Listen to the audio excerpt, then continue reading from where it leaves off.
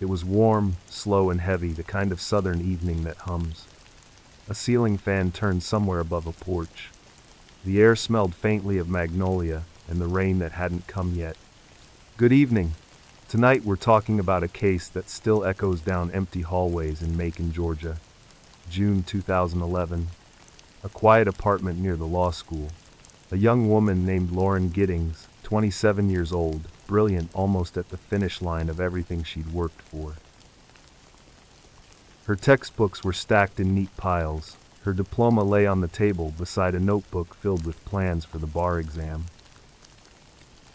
Lauren had gone home from a night out with friends, still laughing as she climbed the stairs to her apartment. Barrister's Hall wasn't fancy, but it felt safe. Same neighbors, same parking spots, the kind of place where people left porch lights on because they trusted each other. Lauren locked her door, set her keys down, and exhaled the way people do when they believe the night is over. What she didn't know was that someone across the hall had been watching. He knew the rhythm of her evenings, when lights went off, when curtains moved. To everyone else, he was another law graduate, quiet, a little awkward. To her, he was barely more than a nod in the hallway. To himself, he'd already rewritten the ending. In the weeks before this night, he had recorded her apartment from outside camera, pressed against the glass, waiting. He'd obtained something no neighbor should ever have: a master key to every unit in the building. He'd practiced moving silently through hallways after dark. He'd rehearsed in his mind what he would do once inside. Inside Lauren's apartment, everything was still. The clock ticked softly. Her phone charged on the nightstand. In another room, a graduation photo leaned against a wall, the corners still curled from the frame she hadn't bought yet. She had plans that reached years ahead, and a belief that people at their core were decent. By morning, her friends would begin to wonder why messages went unanswered. But for now, she slept unaware that safety was no longer real. Outside, a shadow paused at her door. The metal of a key turned. The sound was so soft it could have been the air conditioner starting. No one in Barrister's Hall heard what happened next. There was no scream, no struggle that echoed through the courtyard, only silence, deep and final. In the days that followed, the Georgia heat grew heavier. Her car stayed parked, her phone stayed silent. Friends texted, then called, then knocked. And somewhere nearby, the man who'd watched her every movement waited behind his own locked door, pretending to share their concern. When investigators finally looked closer, they would find something that shouldn't have existed. A hidden lens, recordings made through windows, the signature of obsession left behind by someone she thought was harmless. Tonight's story begins there, in the still air of a summer apartment where trust met its breaking point. Lock your door, turn off the lights if you want. Let me tell you what really happened. He lived across the hall, close enough to hear when her door opened, close enough to learn the rhythm of her footsteps. To everyone else, Stephen was invisible, a quiet man with thinning hair and a nervous smile, the kind of neighbor who nodded once in the parking lot and disappeared inside. No one remembered him laughing. No one remembered him angry. He was just there, blending into the wallpaper of Barrister's Hall. But inside that small apartment, something was building. Shelves filled with law books, cereal boxes stacked in corners, a bed that never looked slept in. His computer glow was constant, the screen filled with videos, message boards, fantasies that blurred the line between thought and intent.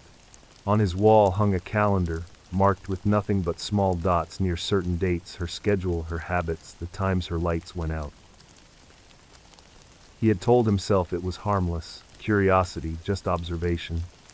But that story stopped working long before June. He had found a way into the building's maintenance system. Somewhere between favors and forgotten paperwork, he acquired a master key. That tiny piece of metal turned a hallway into access, privacy into opportunity. He held it in his hand at night, feeling its weight, whispering that this was power.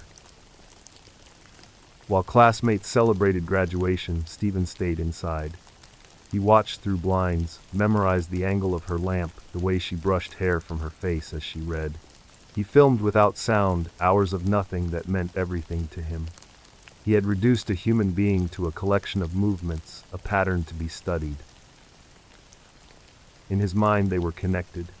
He told himself she noticed him, that she smiled longer than politeness required.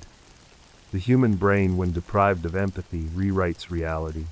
It builds stories that fit desire, even when those stories collapse under truth. When Lauren returned from her sister's wedding, Stephen was waiting. He had rehearsed that night for weeks, walking the corridor barefoot so his steps made no sound.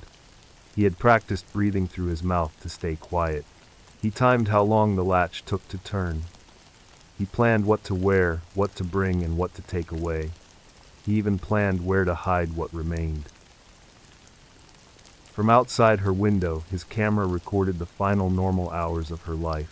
The soft lamplight, the movement of her silhouette as she prepared for bed, the slow fade to darkness. That darkness would become his cover. Later, when the footage was recovered, investigators would describe it as the most chilling artifact they had ever seen. Not because of what it showed, but because of what it didn't. It ended before the act, stopping just short of the moment he opened the door. Even his camera couldn't follow what came next. He would spend the following morning pretending nothing had changed. He walked past neighbors, offered polite greetings, even attended routine errands. To anyone watching, he was another exhausted graduate waiting for results. Inside, he had crossed the boundary between imagination and atrocity, and there was no way back. When friends knocked on Lauren's door days later, Stephen joined the search. He handed out flyers, answered questions, smiled in photographs. He told reporters he was worried, that he hoped she was all right. He stood before cameras, voice flat, eyes detached, and spoke about her in the past tense without realizing it. And when the journalist mentioned that remains had been found nearby, the mask cracked. His face went pale, his body swayed, and the footage captured what investigators would later call a moment of recognition. The instant a killer realized the world had caught up to him. The calm neighbor was gone. In his place stood the quiet proof that evil doesn't always announce itself. Sometimes it lives next door, watering its plants, nodding politely, waiting for the world to look away. By the time the calls stopped ringing and the messages piled up, it had been days since anyone had seen her. Friends knocked on her door, listening for movement inside, for the familiar shuffle of her sandals or the faint music she always played while studying. Nothing. Her car sat in the same space, a thin film of dust beginning to form on the hood. The curtains were drawn, the mailbox overflowed. Something was wrong, but no one could say how wrong until the air around Barrister's Hall began to feel heavy, like the building itself was holding its breath. One friend found the courage to call police for a welfare check. Officers arrived mid-morning, the Georgia heat already pressing against their uniforms.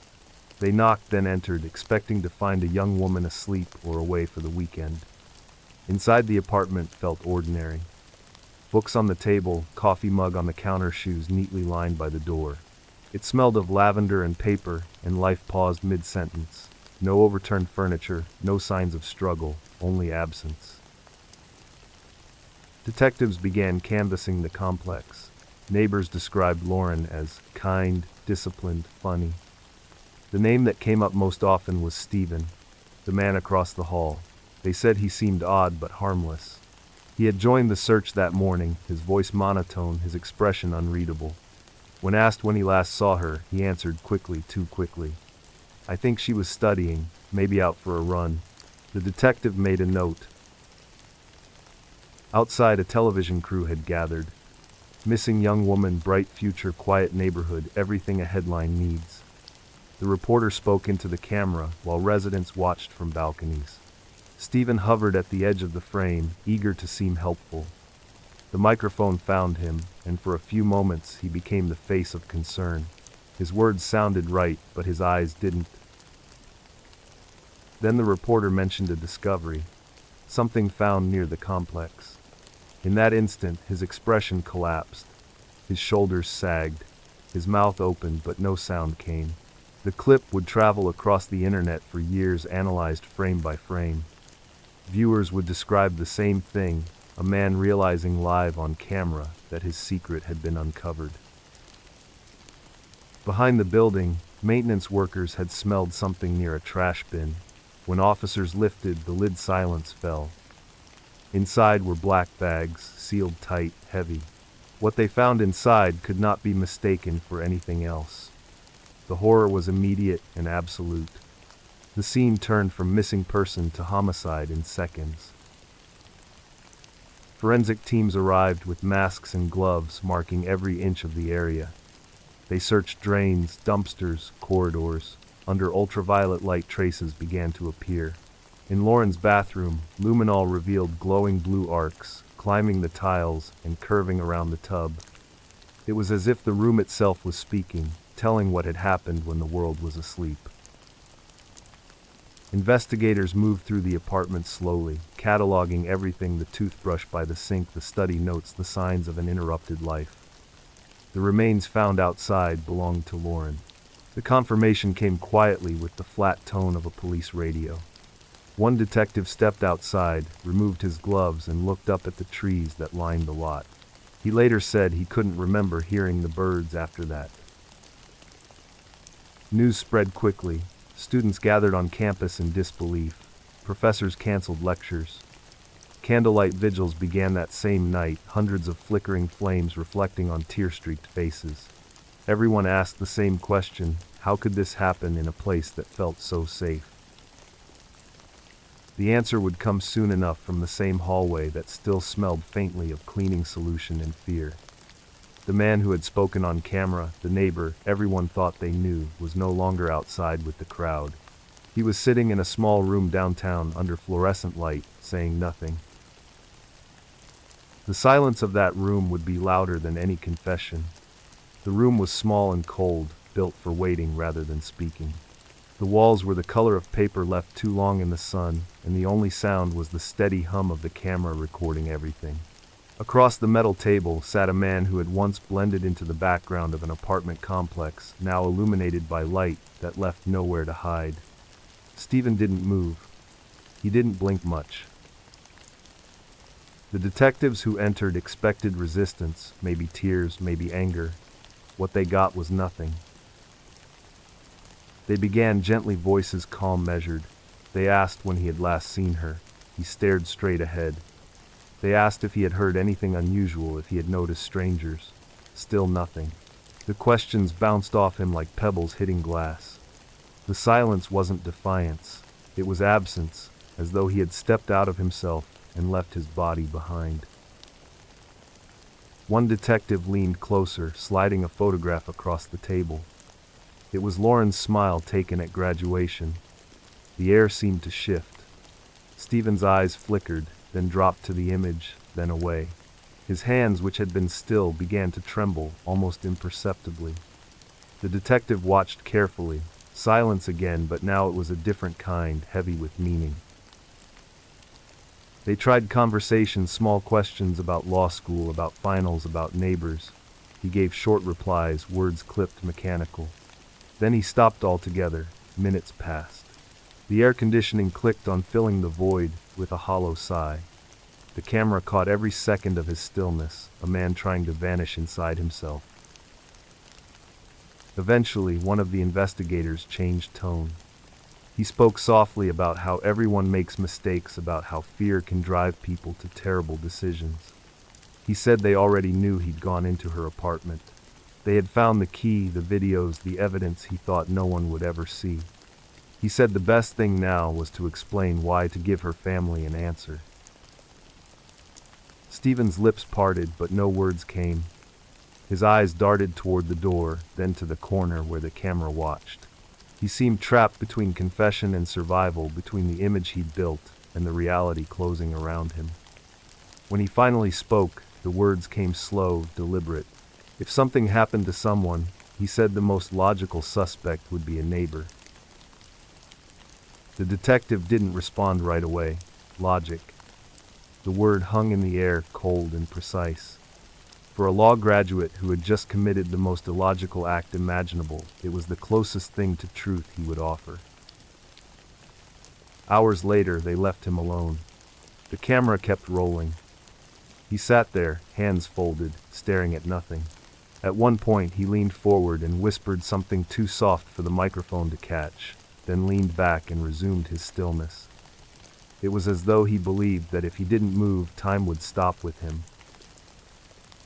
Meanwhile, outside that room, investigators were piecing together the timeline. They had the footage, the stolen key, the hacksaw, the luminol results. Everything pointed toward the quiet man in the interrogation chair. The only thing missing was his voice admitting what the evidence already screamed. When they returned, they told him about the remains found, about the DNA, about how the neighbor everyone trusted was now the center of a homicide investigation. He didn't flinch. He didn't ask for a lawyer. He didn't deny it. He simply sat expressionless, as if waiting for a bell that would never ring. Psychologists later described his behavior as a form of dissociation, a split between action and consequence. He had convinced himself that if he showed no emotion, the crime might remain unreal. But reality doesn't care for stillness. It moves forward, carrying truth with it. By nightfall, the police had enough to charge him. When they let him out, the cameras waiting outside captured the same hollow stare, the same absence that had filled that room. He looked neither guilty nor innocent, just empty, as if his humanity had been switched off somewhere between obsession and confession. In the days ahead, the public would watch those clips again and again, searching for the moment where guilt became visible. Some saw fear, some saw calculation, most saw something they couldn't name, and that was the most unsettling part. Because evil doesn't always rage. Sometimes it sits quietly, hands folded, waiting for the world to catch up. The courtroom smelled faintly of paper and old air, the kind that settles in spaces where people wait for truth. Lauren's family sat in the first row, hands clasped, faces drawn tight from years of grief compressed into one final day. The man who had haunted their every thought stood just a few feet away, thinner, now his hair longer, his eyes hollow but still calculating. Stephen McDaniel had stopped pretending. The silence that once served him was over. When he rose to speak, his voice barely reached the microphone. He admitted what everyone already knew, the words tumbling out in fragments. He told the court that he had entered her apartment in the early morning, that he had taken her life while she slept. He admitted to what came after the acts that defy description, the efforts to erase what could never be erased. Each sentence dropped like a stone into a room that had already drowned in sorrow. Her family listened without moving. Some cried quietly, others stared straight ahead, faces frozen in disbelief that this was what justice looked like. There was no dramatic confession, no tears, no apology that sounded like remorse. Just a dull recitation of horror from a man who seemed detached from the reality of what he had done. The prosecutor read from the evidence, each detail, confirming the premeditation, the stalking, the key, the footage, the planning. The defense had little to say. There was no mystery left to solve, no argument left to make. The police spared the family a trial, but it also denied them something they had waited for, the full story told aloud under oath, every missing piece of those terrible hours. When the sentence was announced, there was no applause, no sense of victory. Life in prison. The phrase sounded heavy but hollow. For those who loved Lauren, nothing about it felt like justice. It was math, not healing. She was still gone, her future reduced to exhibits and transcripts. Outside the courthouse, rain began to fall in slow, deliberate drops. Reporters spoke into cameras, their voices blending with the sound of umbrellas opening. The family slipped away quietly, avoiding questions, heading toward cars that felt both refuge and reminder. In the weeks that followed, they tried to return to normal life, though normal was gone. Her sister said she still found herself reaching for the phone, to text Lauren before remembering there would never be a reply. Her parents kept her room almost exactly as it had been, the books, the graduation photo, the scent of lavender still clinging to fabric. For investigators, the case closed neatly on paper. But inside that file were photographs no one wanted to look at again, and memories that would never fade. They had solved the crime, but it didn't feel like triumph. It felt like aftermath. Stephen McDaniel was transferred quietly to a state facility. The man who once studied law would now spend his days surrounded by concrete and noise, his mind trapped in the same silence he had used as armor. He offered no further explanation, no motive beyond obsession. When psychologists later reviewed his statements, they found no grand reason, no hidden trauma, just emptiness. Lauren's story became a cautionary tale whispered on campuses, a reminder that danger can wear the face of familiarity. Each year during memorial events, classmates would light candles and speak her name. Their voices steady even when their hands trembled. The university planted a tree in her memory, its roots stretching quietly through the soil that once carried her footsteps. Years later, her family still spoke of her in the present tense. They said it felt wrong to use the past, as if acknowledging finality would make the loss permanent. They believed in remembering her laughter, her kindness, her drive. They believed that in speaking her name aloud, they kept a part of her alive. Justice, if that word still fit, existed only in fragments, in the conviction, in the memory, in the quiet defiance of a family refusing to let her story fade. The next story begins far from Georgia, in the green stillness of rural Missouri, where the air smells of cedar and farmland, and the most unusual creatures in the state live in a barn. The man who built that barn believed in patience, in the slow art of creation. His name was Ben, a snake breeder whose hands carried the confidence of someone who worked with living scales and silent motion. People who met him often said he was kind, steady, the sort who noticed details that others missed. From the outside, the Rennick property looked like any other farm: fences, fields, a gravel road that wound through tall grass. But step inside that converted barn, and the temperature shifted, warm and humid, carefully controlled. Glass enclosures stretched in long rows, each glowing softly with heat lamps. Inside, rare pythons and anacondas coiled in gentle rhythm, their colors so vivid they seemed painted. Ben had spent years perfecting genetic combinations that made his animals some of the most valuable in the world. He wasn't famous to most people, but within the reptile community, his name carried weight. Collectors traveled across oceans to see his work, to buy snakes that shimmered like gold and ivory. He had built something extraordinary out of passion and persistence. Every scale, every hatchling represented hours of care. When he wasn't in the barn, Ben was a husband and father. He had a smile that came easily, and a calm that steadied the people around him. His wife Lindley had ambitions of her own. She wanted to run a spa, a business built on relaxation and beauty, rather than reptiles and heat lamps.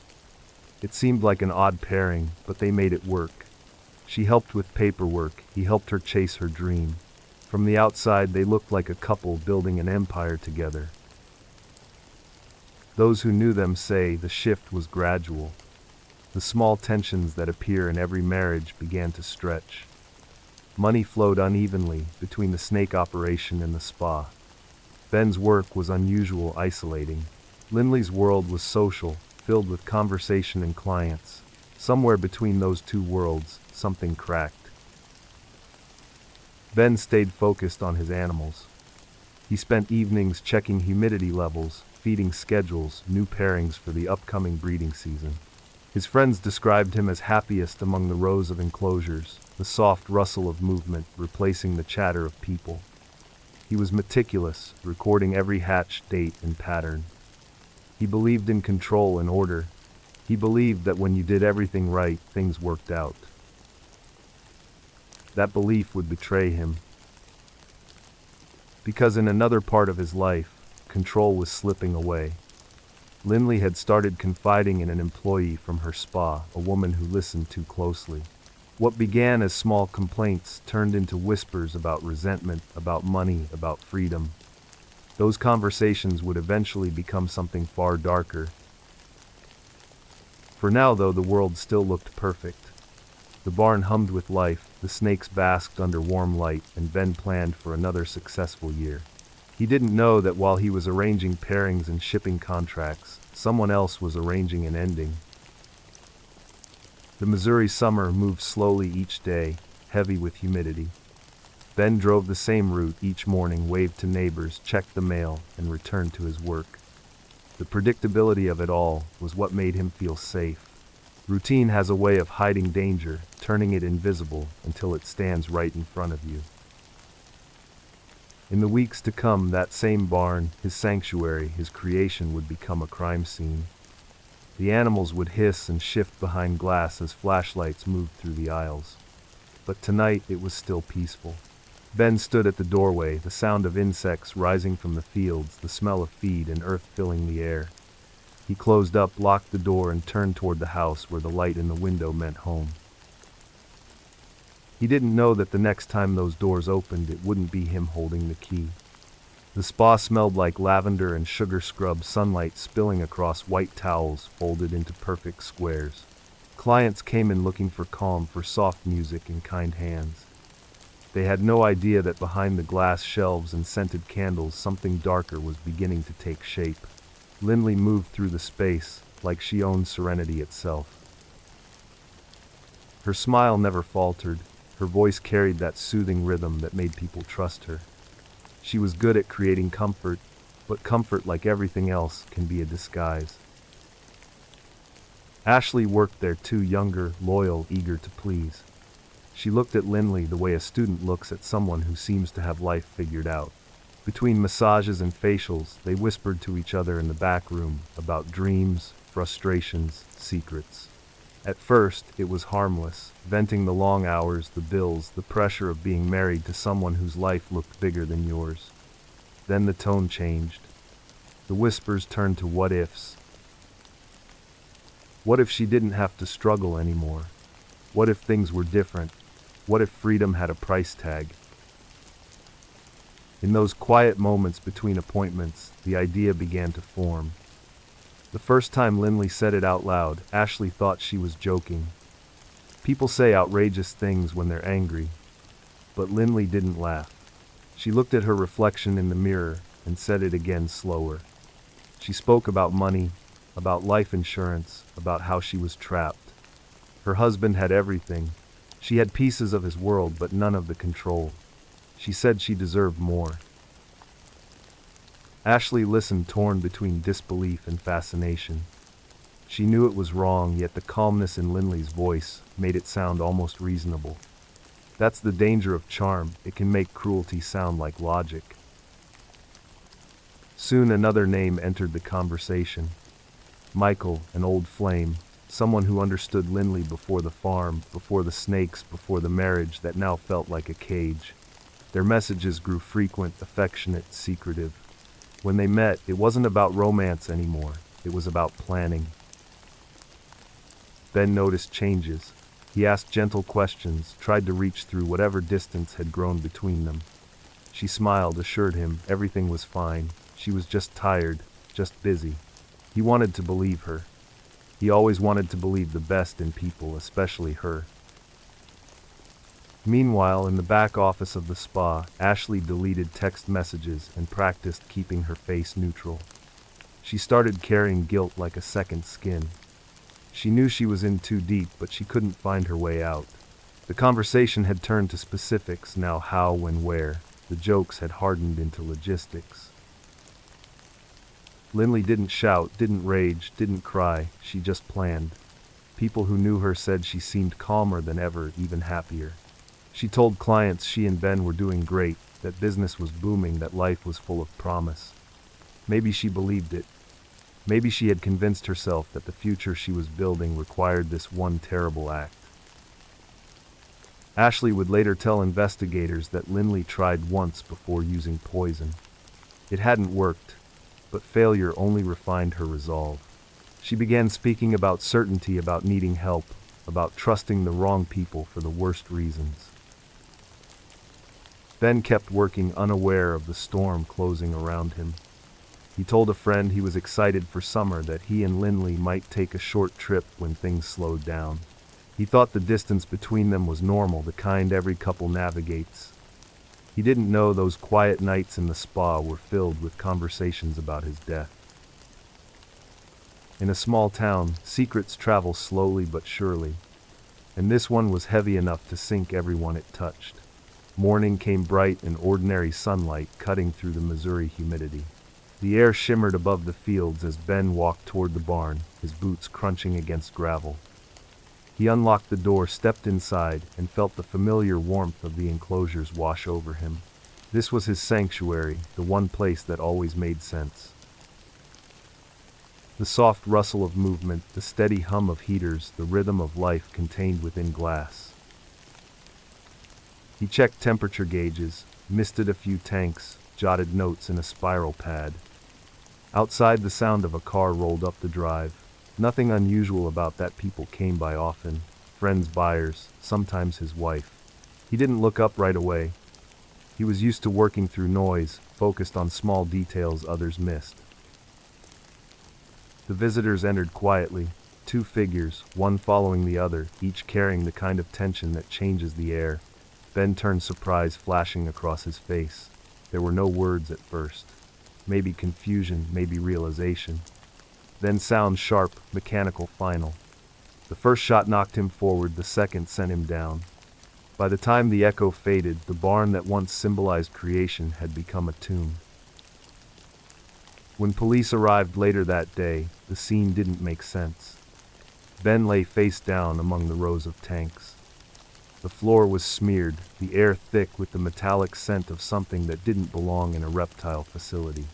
At first, investigators thought an accident had happened. They saw the snakes, the large enclosures, the equipment. It wasn't unreasonable to assume one of the creatures had turned on him. But trained eyes noticed patterns. They saw holes in the story before they saw them in the wall. The coroner's report erased any doubt. This wasn't an animal attack. Ben had been shot multiple times from behind, each wound deliberate, spaced like punctuation marks in a sentence written with malice. Whoever pulled the trigger hadn't panicked. They had aimed, fired, and ensured the job was complete. Outside, the Missouri sky darkened as storm clouds gathered. Detectives taped off the area, stepping carefully between coils of hoses and shattered glass. The snakes watched from their tanks, unblinking, indifferent witnesses to human cruelty. Cameras flashed, evidence markers bloomed across the floor. Lindley arrived hours later, eyes wide, voice trembling in just the right places. She told officers she didn't understand that her husband had been fine that morning, that she'd been at work when someone called. Her words cracked at all the expected moments. Grief looks convincing when rehearsed long enough. At the sheriff's office, investigators began sorting through possibilities. Robbery seemed unlikely. Nothing valuable was missing. The cash box still sat in plain sight. The locks showed no sign of force. It was personal, precise, and too calm to be random. They spoke with family, with employees, with friends from the snake breeding community. Every story about Ben painted the same picture: generous, kind, focused, incapable of harm. The more they learned about him, the more the question shifted. Not who would want him dead, but who could. For weeks, there were no arrests, no clear leads. People whispered theories about jealous competitors, angry buyers, random intruders. The truth stayed buried beneath layers of shock and sympathy. But even in small towns, secrets have edges. They cut through kindness, through rehearsed innocence, until they draw blood. Behind the spa's closed doors, Lindley and her confidants watched the investigation unfold. Ashley tried to believe that silence would keep her safe, that friendship was protection. But guilt has a pulse, and it beats louder each day. The plan that once felt controlled now loomed like a shadow neither of them could escape. As the summer days stretched long and hot, the case that started with reptiles began to shed its skin.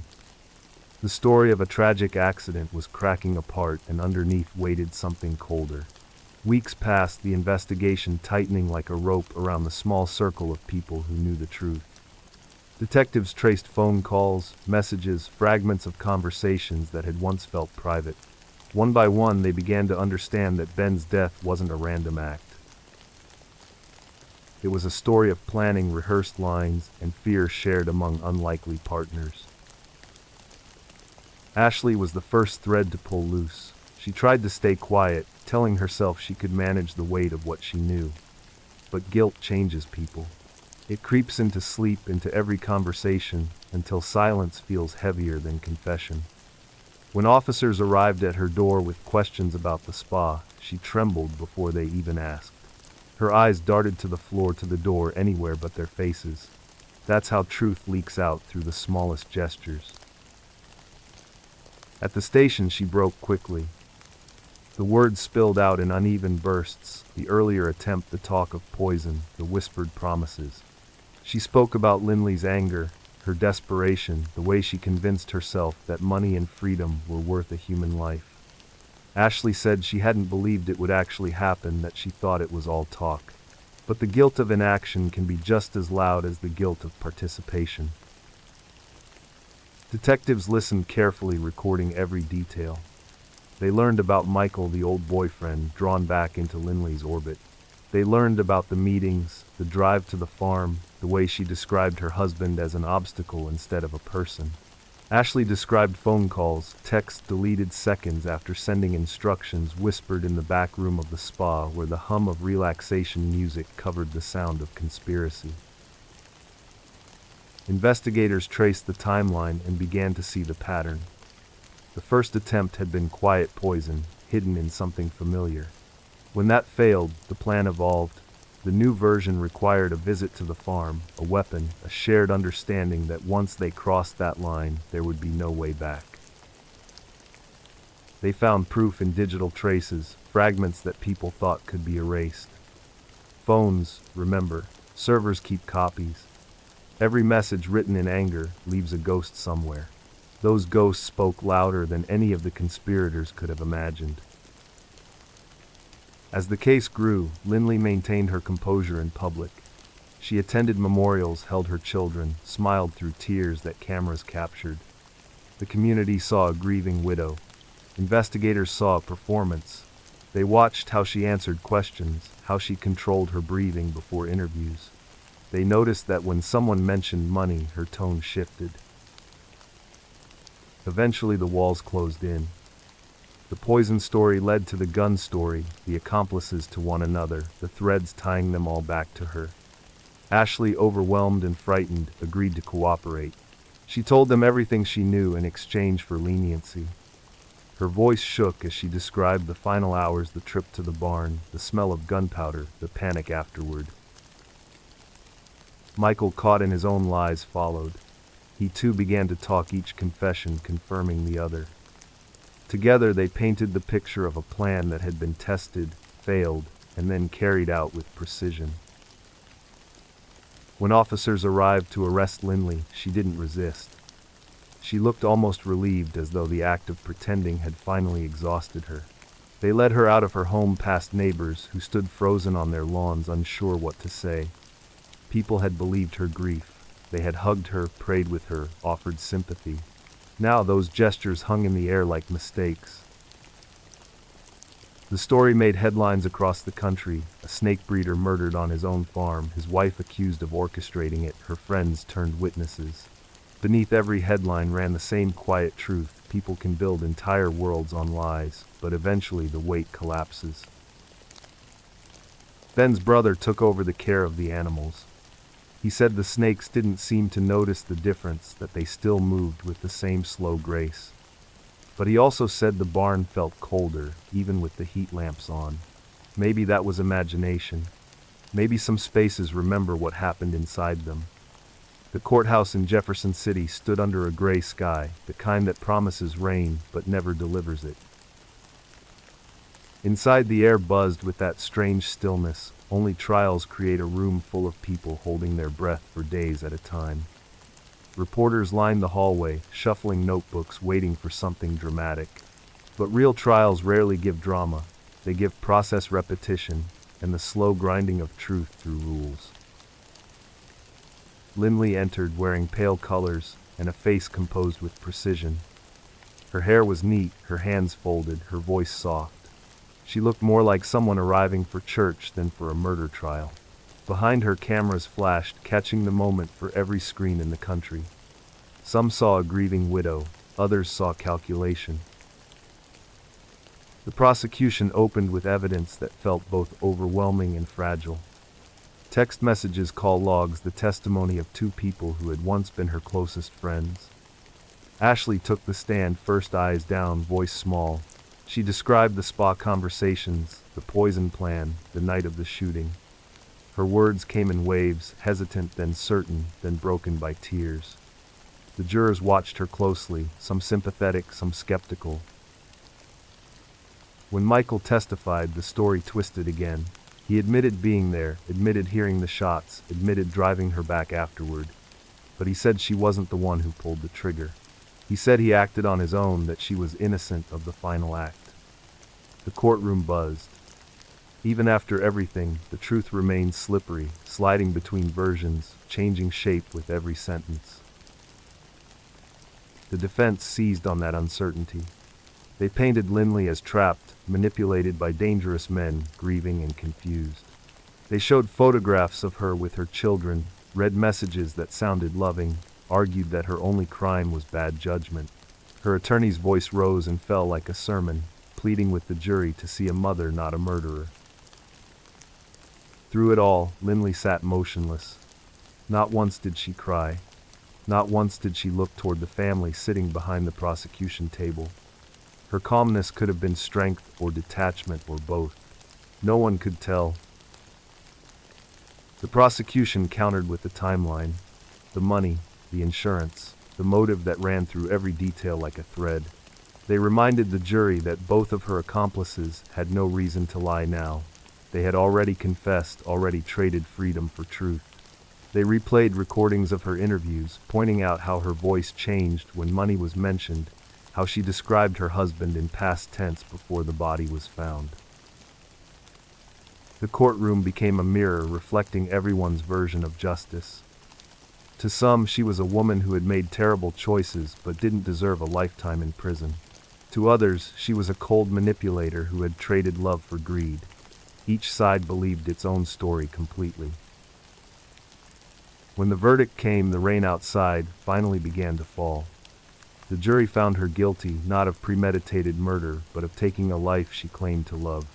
The sentence ensured she would spend years behind bars, though not as many as some thought she deserved. The courtroom didn't erupt. There were no shouts, no cheers. Just quiet. Relief and frustration blended into the same breath. Ben's family sat together listening to the judge's final words.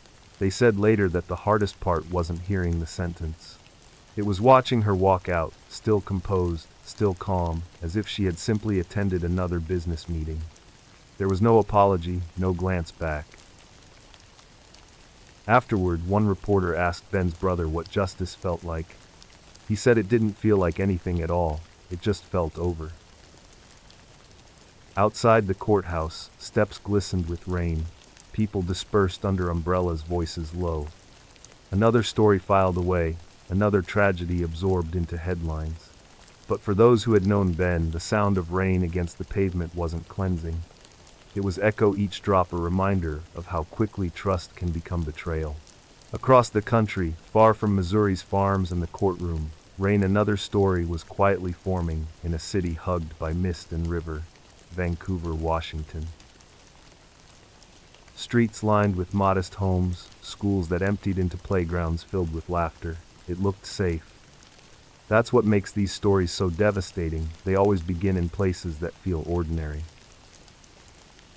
Misha was 27, young enough to believe in new beginnings, old enough to know they rarely come without cost. Friends called her Mishi, a nickname that stuck from childhood. She was raising her daughter, a bright 7-year-old who loved to draw hearts on every page. Their world was small but full: morning routines, breakfast, cereal, school runs, laughter that turned small apartments into homes. But there was a shadow that refused to stay gone. His name was Kirkland. He had once been her partner, then became her fear. What began as charm had turned into control, then threats, then violence. People who knew her said she was careful, that she tried to leave quietly, that she did everything she was supposed to do. She went to police, told them what he had done, what he might do again. She asked for protection. A court order followed words on paper, meant to stand between her and danger. The system told her she would be safe now. But safety written in ink doesn't stop bullets made of metal. December passed the cold, settling in lights twinkling across neighborhoods while she tried to rebuild some sense of peace. She kept working, caring for her daughter, smiling for the people who needed to see her strong. Underneath, she was exhausted. People often mistake strength for absence of fear. In truth, it's the art of surviving while terrified. Kirkland wasn't gone. He called from new numbers, sent messages through mutual friends, hovered near places she visited. Each appearance chipped away at the illusion of security. She told officers again, adding new reports to old ones, trying to be heard over the noise of a system already too full. By early spring, her confidence began to fade. She started sleeping with lights on. She told her mother she couldn't shake the feeling that something was coming. Her daughter noticed the tension but didn't understand it. To her, grown-ups could fix things. Grown-ups called the police, and the police made danger go away. But danger doesn't always follow rules. It watches. It waits. When Kirkland appeared in court for the earlier incident, the prosecutor requested a higher bail, even suggested a monitoring device. The judge listened, then moved on. The gavel came down and he walked out a free man. Freedom is a word that changes meaning depending on which side of the fear you stand. Miche tried to keep moving.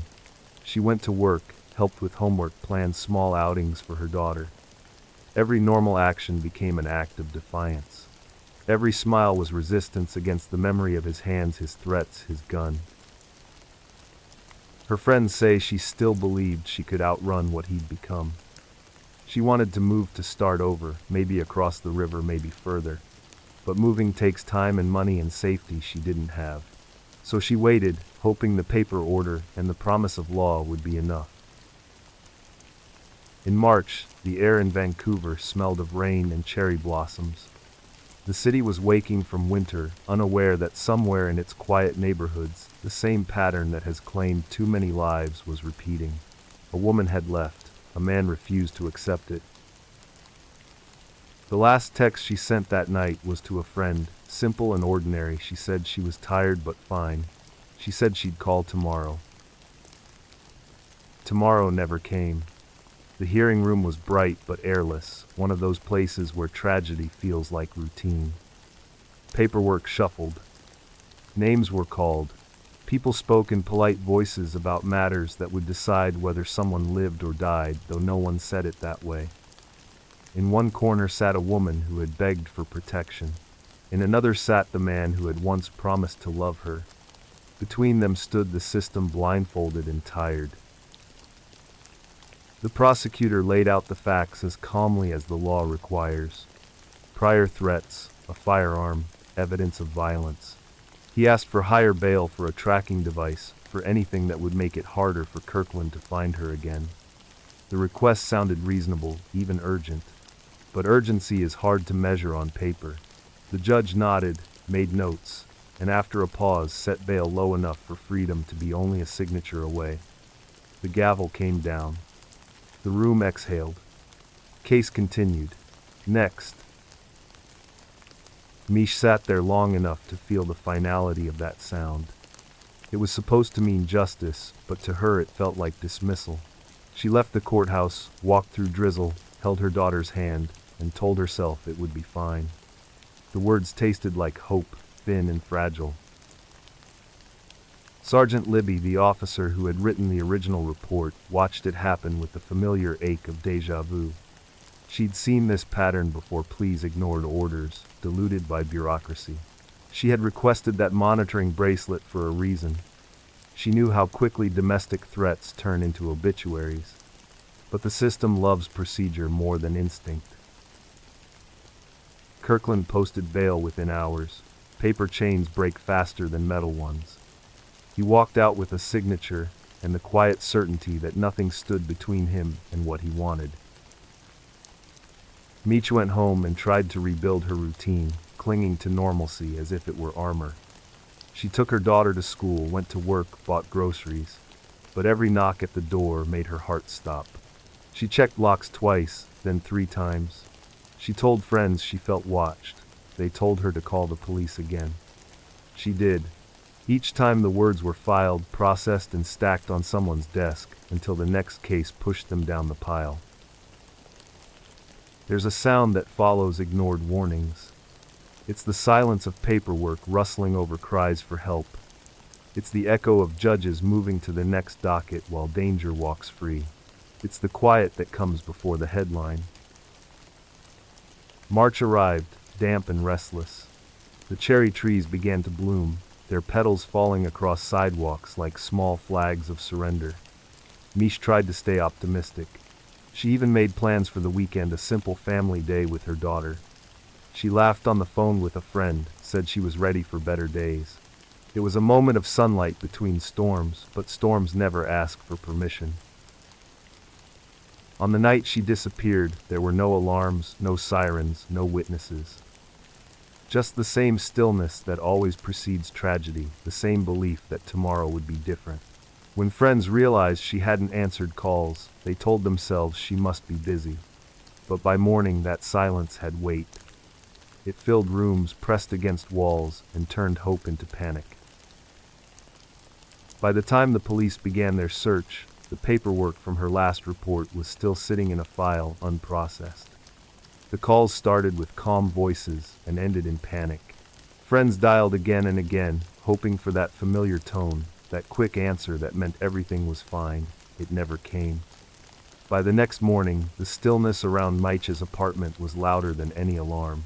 Her car was in the driveway, the curtains were drawn, the lights were off. Inside, toys were scattered across the living room floor, breakfast dishes still on the counter. Nothing looked wrong, and that was the worst part. When officers arrived for a welfare check, they found the door locked. There were no signs of forced entry, no broken glass, no overturned furniture. It looked like a mother and daughter had simply vanished between one heartbeat and the next. The lead investigator described it as a perfect void, no trace, no struggle, no reason. That's the hardest thing about these cases. People want chaos clues, something that makes sense. Silence is unbearable. Detectives retraced every step. They checked cell towers, traffic cameras, bank records. Her phone had gone dark the same evening. No outgoing messages, no location pings. It was as if the world had swallowed both of them whole. The search expanded across neighborhoods, parks, and riversides. Volunteers joined police, forming lines that combed through brush and ditches. Every sound in the woods made hearts race. Every shadow looked like hope until it wasn't. The community refused to give up. Flyers went up on streetlights.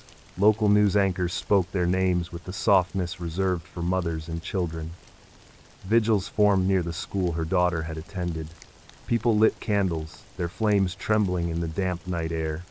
Parents held their own children tighter, whispering silent prayers. The police department worked around the clock, but even they felt the pressure. They knew who to look at. The name Kirkland appeared in every report, circled again and again. They visited his home, asked questions, watched his movements. He denied everything, said he hadn't seen them, said he wanted them found as much as anyone. His face stayed blank when they mentioned the restraining order, the one he'd already violated more than once. As the days passed, hope began to thin. Each sunrise brought new searches and new disappointments. Every hour stretched into the next until time itself felt cruel. The detectives started calling it the waiting period. Families live in that space between denial and acceptance, where both feel impossible. The rain returned midweek, washing away footprints and scent trails, erasing whatever small evidence might have lingered. The weather seemed almost complicit, cleansing the streets while leaving hearts untouched. One officer said later that it felt like chasing ghosts through fog. In the station's conference room, maps covered the wall's pins, marking every possible route, every place the suspect might have gone. They followed leads that went nowhere, phone tips that ended in silence. Through it all, the same question echoed between detectives: how could someone who had already threatened her still be free? By the 10th day, even the most optimistic voices grew quiet. Reporters began speaking in past tense. The search parties thinned. But those closest to Miche refused to stop. Her mother said she still expected a knock on the door, still dreamed of hearing her granddaughter's laugh in the hallway. She said she couldn't accept a world where both had simply disappeared. The truth was waiting in the woods east of the city, hidden beneath branches and wind. But no one knew that yet. The searchers would walk past the spot again and again before realizing what they were looking at. Because sometimes the forest keeps its secrets until it decides the world has earned them. The forest east of Washougal was quiet when the search team entered that morning. Mist clung to branches, softening everything it touched. Volunteers moved slowly, the ground slick beneath their boots. They'd been here before dozens of times, scanning the same ridges, the same ditches, but hope doesn't understand statistics. It only knows persistence. A deputy lifted a broken branch and froze. Beneath it, something unnatural caught the light. What they found ended the search and began the mourning. Two figures close together, as if even in death they had tried to stay safe in each other's arms. The mother's body shielded the smaller form beside her. Forensic teams moved carefully, whispering instructions. No one spoke the names aloud, but everyone knew. The medical examiner's report would later confirm what the heart already understood: gunfire, execution style. The details were clinical, written in the sterile language of procedure, but every word carried grief. The discovery site was remote, chosen for secrecy, for the belief that no one would ever look there long enough. But killers underestimate love. Love keeps searching long after reason gives up. When the news reached the city, silence fell across neighborhoods. Schools lowered flags. Strangers who had never met them cried quietly in their cars. Vigils returned to the park, but this time there was no talk of hope, only remembrance. Candles lined the walkway, their flames bending in the wind. Someone placed a child's drawing beside the flowers, a stick figure mother holding her daughter's hand, a heart floating between them. Detectives stood near the edge of the crime scene, faces set in the expression of people who have seen too much. They knew the suspect's name before the autopsy was finished. The evidence had been pointing in one direction from the start, a pattern of obsession, control, escalation. Now it had ended in the worst possible way. When officers arrived at Kirkland's home, the arrest was quiet. He opened the door, expression flat, eyes cold. There was no surprise, only inevitability. Inside his car they found traces linking him to the woods. Shell casings matched his weapon. The story that began with threats and pleas for help had ended here in the space between law and failure. At the courthouse, reporters gathered again. The prosecutor's statement was short. 2 lives lost, prior warnings ignored, charges upgraded. He didn't mention the paperwork still sitting on a desk, the protective order that had been violated again and again. Those details would come later when outrage replaced grief. The funeral drew hundreds. The church overflowed with people who had never met them but felt connected through the horror of it all. Friends spoke of Misha's laughter, her determination, her love for her daughter. Teachers spoke of the little girl's drawings, her kindness, her endless curiosity. The air was thick with sorrow that had nowhere to go. After the service, Sergeant Libby stood outside beneath the gray sky and said she would never forget them. She said the system failed, and that failure had faces now. The lawsuit came months later, filed by the family, not for money but for acknowledgement. They wanted someone to say it out loud that this didn't have to happen, that every missed warning, every small decision had led here. The discovery of those bodies changed nothing for the dead, but everything for the living. It forced a reckoning about what protection really means, about how easily paperwork turns into eulogy. The forest grew quiet again after the investigators left. Nature reclaims everything, eventually even grief. But some echoes never fade. They live in the memory of those who still whisper the victims' names at night, promising that forgetting is not an option. The courthouse felt colder this time, as if the building itself understood what had happened. The people inside moved carefully, speaking in quiet tones that carried the weight of what they'd seen in photographs, what they'd heard from witnesses. The man at the defense table looked ordinary, plainclothes, calm expression, the kind of face that could vanish into a crowd. That ordinariness was the most terrifying thing about him. Kirkland sat motionless while the prosecutor read the charges. Murder, aggravated circumstances, child victim. Each word landed like a hammer. The family sat behind the rail, hands entwined, faces, pale from months of grief, turned into exhaustion. They had already buried 2 loved ones. Now they were here to see if justice could do what protection had failed to do, stand up for them. The case moved through hearings and continuances, legal steps that stretched time until it lost meaning. But the evidence was undeniable. Ballistics matched his weapon, phone records placed him near the site. His prior arrest reports told a story of obsession, possession, and rage disguised as love. The prosecution laid it out piece by piece, each one fitting perfectly into the shape of guilt. When the plea came, it was almost anticlimactic. Kirkland's voice barely carried across the room as he said the words, "guilty." There was no emotion, no apology, just acceptance of what could not be undone. The courtroom stayed silent. The family wept quietly, and somewhere in the back, an officer who had worked the case closed his eyes. The sentencing hearing came weeks later. Families are often told that this part will bring closure. It never does. Closure is a myth invented by people who haven't lost anyone. What happens instead is endurance. The judge read the sentence slowly, ensuring every word was recorded, every punishment noted. Life without parole, additional time for the second charge, a sentence heavy enough to last beyond his lifetime. When the family was invited to speak, the room shifted. Misha's mother stepped forward, holding a photograph of her daughter and granddaughter. Her voice shook but never broke. She said their names described, their laughter told the court what it meant to live with the silence they left behind. She said she hoped the sentence would prevent another family from standing where she stood. Outside, reporters waited again. The headlines the next morning called it justice. But even justice can feel small when weighed against the lives it follows.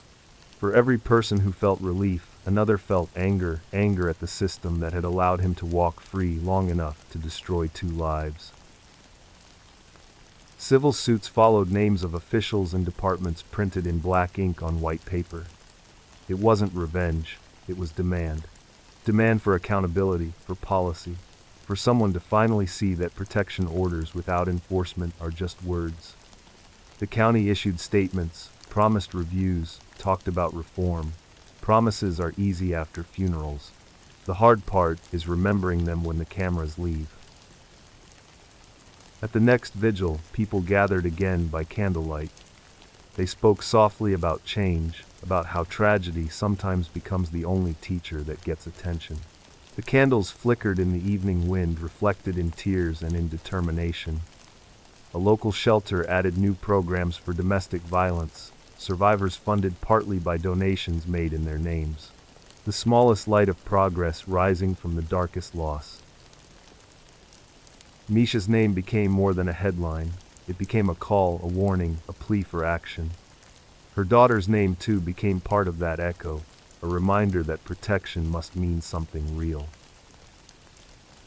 Some nights, Sergeant Libby still drives by the courthouse after her shift. She says she does it to remind herself why she keeps pushing for change. The building looks the same and different, but she says it helps to picture them, their mother and child, walking safely into a future that should have been theirs. Las Vegas gleamed under desert sun, the heat rising in shimmering waves off asphalt and glass. The city lived on contradictions, fortune and failure, light and shadow, love and loss, all stacked against each other in neon. To most people it was a playground, a blur of laughter and clinking glasses. To Shauna it was simply home. She'd come here for a new start, carrying the kind of hope only single mothers understand, a hope made of necessity. She worked nights at a casino, balancing trays of drinks through smoke and sound, smiling at strangers whose luck rose and fell with the turn of a card. The job wasn't glamorous, but it paid for what mattered. Her daughter Madison was the center of her world. Friends said that when Shauna talked about her, her entire face changed. The exhaustion fell away. Her laughter came back. Everything she did, every long shift, every aching step in heels was for her little girl. The man she'd married seemed like a safe bet at first. George wore a firefighter's uniform, and with it came the image of reliability. He saved people for a living. He spoke gently, carried himself like someone who could handle crisis. At first, Shauna believed him. People around them did too. A firefighter marrying a cocktail waitress, on paper, it looked like a story about balance. But balance is delicate, and George's version depended on control. The cracks appeared quietly, a raised voice here, a cruel remark there. Then came the endless corrections, how she should talk, how she should dress, how she should live, control disguised as guidance. It's how these things often start. Friends noticed she laughed less. She brushed off concern with practiced ease. He's just stressed, she'd say. Work's been rough. By the time the truth settled in, it was already dangerous. George's temper wasn't a spark, it was a fuse waiting for ignition. Shauna began planning her exit with the caution of someone who knew leaving could be lethal. She found an apartment in Summerlin, a quieter suburb, and moved out with Madison. It was small, but it was hers. For the first time in years, she could breathe. She decorated slowly, soft colors, photos of her daughter everywhere. The walls echoed less with each new laugh that filled them. People who visited said it felt peaceful, that Shauna was finally herself again. She worked her shifts, picked up Madison from school, and tried to build something steady. Freedom, however, has a way of attracting attention from those who hate losing control. George called often, first about practical things, then about nothing at all. He wanted to talk, to see her, to work things out. She refused politely but firmly. He began to press harder, framing manipulation as concern. When that failed, he used guilt, then anger. Shauna held her ground. She'd made her decision. Still, he lingered in her orbit. Firefighters know how to move unseen in chaos. He learned her schedule, waited for chances to appear helpful. He even offered to fix small things in the new apartment. She let him, partly from exhaustion, partly because she wanted to believe he could still be safe for their daughter's sake. She didn't know he had already started planning something darker. Friends say she seemed lighter that final week. She talked about saving money, maybe taking Madison to visit family. She had no idea that someone else was rewriting her story in secret. Across town, George met a man who lived on the edge of desperation, someone who would do almost anything for a few $100s. The plan took shape quietly, like a storm gathering behind bright desert skies. That's how Las Vegas works. Everything looks fine until it isn't. The lights stay on, the drinks keep pouring, and somewhere in the city, a life about to end still hums with ordinary joy, unaware that every step forward is being counted down by someone who can't let go. George wore his uniform like armor. To the world he was still a firefighter, the man who ran into burning buildings, the man who saved lives. But behind that image was a growing darkness he could no longer hide from himself. The divorce, the custody battles, the split finances, all of it felt like humiliation to him. The calm, heroic man that Las Vegas knew was unraveling quietly, methodically, and no one was watching closely enough to stop it. He met Noel in the simplest way possible, by chance. A man on the edge of society looking for work, carrying the exhaustion of someone who had been invisible too long. George saw potential. He started small, asking Noel to help with handyman jobs around the house. Fix a fence, move a box, paint a wall. He paid him, talked to him, treated him like a friend. Slowly he built trust. That's how manipulation works. It feels like kindness at first. The conversations changed tone over time. George complained about his wife, about how unfair things were, about how the system favored women. He said she was ruining him, financially poisoning his reputation, turning his daughter against him. Noel listened because people who have nothing often listen to anyone who offers attention. And when George began to hint at darker thoughts, Noel laughed nervously, thinking it was just talk. But George never laughed with him. He tested the waters with small hypotheticals, questions that sounded like jokes but weren't. If someone were gone, do you think the world would notice? That sort of thing. He watched how Noel reacted, measuring hesitation, gauging greed. He offered money in vague terms, help with bills, maybe more later. He never said the word murder at first. He didn't have to. The meaning lived in the pauses between sentences. Weeks passed. George bought 2 hammers, one from a hardware store near his station, another from a shop across town. He paid cash. He kept receipts separate, labeling them with false notes. He began calling Noel more often, sometimes several times a day, rehearsing details, timing responses. Every call pulled Noel deeper into the web. The firefighter spoke in calm tones, never raising his voice, never sounding rushed. It wasn't rage driving him anymore. It was strategy. He told Noel stories about Shauna, each one twisting reality a little more, reshaping her into the villain he needed her to be. He said she was manipulative, that she was taking his child away, that she was unfaithful, cruel. Lies layered on lies until the man who had once loved her could only see an enemy. That's how obsession works. It demands a story that justifies itself. Noel hesitated, but desperation erodes conscience. He had debts. He had hunger. He had a man in front of him who promised money and belonging. Eventually, he stopped resisting. George gave him key instructions and reassurance that everything would be fine. He even called it a favor between friends. In the weeks before the attack, George kept his routine at the fire station spotless. He worked shifts, laughed with colleagues, saved strangers from burning homes. No one suspected a thing. His plan depended on that image, the rescuer, the good man. It was the perfect disguise. He planned everything down to timing. The cameras, the routes, the weapon choice, the alibi. He made sure to be visible at work, to clock in on time, to be surrounded by witnesses who would swear he couldn't have been anywhere else. The precision was chilling, the calculation absolute. When he wasn't working, he drove past Shauna's apartment. He told himself it was to check on Madison, but deep down he was measuring distances, counting steps, remembering sightlines. He wanted to know exactly how long it would take for someone to walk from the door to her bedroom. Noel didn't know all of it. He only knew the promise and the fear. The money was less than he imagined, the risk greater than he understood. But the plan had momentum now. George had created something that no one could stop, not even himself. A firefighter learns early that fires feed on oxygen. All you have to do is cut the supply, and the flames die. He believed the same rule applied to people. Remove the obstacle, smother the problem, and life goes back to normal.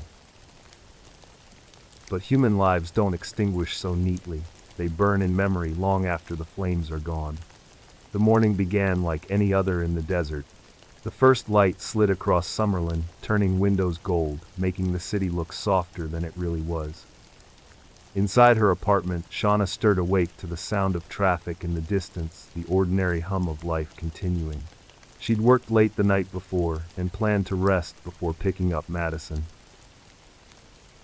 The space was still peaceful, filled with traces of her, a half-folded uniform coffee mug beside the sink, a photo of her daughter smiling from the counter. Across town, George ended his shift at the station, checked the time, and called Noel. The words were short. It was time. After weeks of rehearsing, the plan now moved on its own momentum, replacing hesitation. Noel walked the familiar path to the apartment complex, carrying the tool George had bought, the one still bright from the store shelf. Inside, Shauna poured coffee, the smell filling the kitchen. She didn't hear the footsteps in the hall. The door opened quietly. The moment between intrusion and awareness was only a breath long, that fragile space where the world still feels normal. She turned startled, confusion crossing her face before fear caught up. What happened next was fast and brutal, carried out by hands that didn't belong there. The neighbors heard nothing. The walls in those buildings were thick, the kind meant to keep out the noise of the city, not the sound of tragedy. The attack was over in moments. Silence returned heavier than before. When George arrived later that morning, he was wearing his uniform again. He'd stopped at the firehouse first enough to make sure everyone saw him. Then he drove to the apartment, heart pounding not from grief, but from calculation. He called the police before stepping inside, his voice steady as he described what he claimed to have found. The dispatcher noted how calm he sounded, not panicked, not disoriented, calm. When officers arrived, they saw him waiting outside, his daughter beside him, both standing under the harsh Nevada Sunday. He said he wanted to pick up Madison for their custody exchange, that the door had been opened, that he had walked in and found Shauna. His words were practiced. The officers led him aside, asked him to stay back while they checked. Inside, the scene froze them. What they found would never leave their minds. It was not an accident. It was not random. It was deliberate, controlled, and merciless. Evidence of forced entry, disguised to look like a burglary gone wrong. But the details didn't fit. Nothing valuable was missing. The drawers were opened but not rifled through. It was theater, a story designed for first impressions. Outside, George paced in measured circles, rehearsing grief. When the officers emerged, he cried on cue. One of them would later recall that his tears came without sound, his eyes dry even as he wiped them. He spoke about love, about loss, about his little girl, now motherless. His words sounded right, but felt wrong. Madison stood nearby, confused, clutching her backpack. She had no idea that the world she knew had just been destroyed. When she asked why everyone was crying, no one could answer. Back at the station, detectives started their work. They photographed everything, logged every mark, followed every protocol. They didn't know yet who was responsible, but something about George's composure unsettled them. They'd seen grief before. This was different. It felt staged, deliberate, too controlled. Within hours, they began tracing his phone records. The number of calls to Noel was impossible to ignore. It was the first loose thread in a story that would unravel completely. For now, though the apartment sat in silence, sealed off by yellow tape fluttering in the desert wind, the city went on with its noise and light, unaware that inside one small home, the aftermath of obsession had just begun. Detectives learn early that grief leaves fingerprints. It shows up in the smallest ways, the trembling hands, the disjointed answers, the rawness that can't be faked. George had none of it. His grief was orderly, timed, almost polite. It was the first thing that didn't make sense. The second was his phone. At the Las Vegas Metropolitan Police Department, investigators began pulling call records. The numbers told their own story. Dozens of calls to one man, each lasting only seconds, some back-to-back, others at strange hours. Noel. The name appeared again and again. When detectives asked, George said he'd hired him for small jobs, yard work, nothing unusual. But patterns don't lie. Every cluster of calls aligned with key dates, the weeks leading up to the murder, the morning of the crime, and the frantic hours afterward. Detectives obtained video from a hardware store. The footage showed George and Noel together, moving slowly down an aisle lined with tools. The firefighter pointed, the drifter nodded. 2 hammers, 2 knives. Cash transaction. The store clerk remembered George's uniform, remembered thinking how reassuring it was to see a firefighter shopping there. People trust symbols even when the person inside them is wearing a mask. As evidence built, Detectives returned to the apartment. They combed through the space again, measuring everything, angles, trajectories, distances. The fake burglary scene fell apart under scrutiny. There were no signs of a stranger's haste. The drawers were pulled open neatly. Even the broken lock looked deliberate.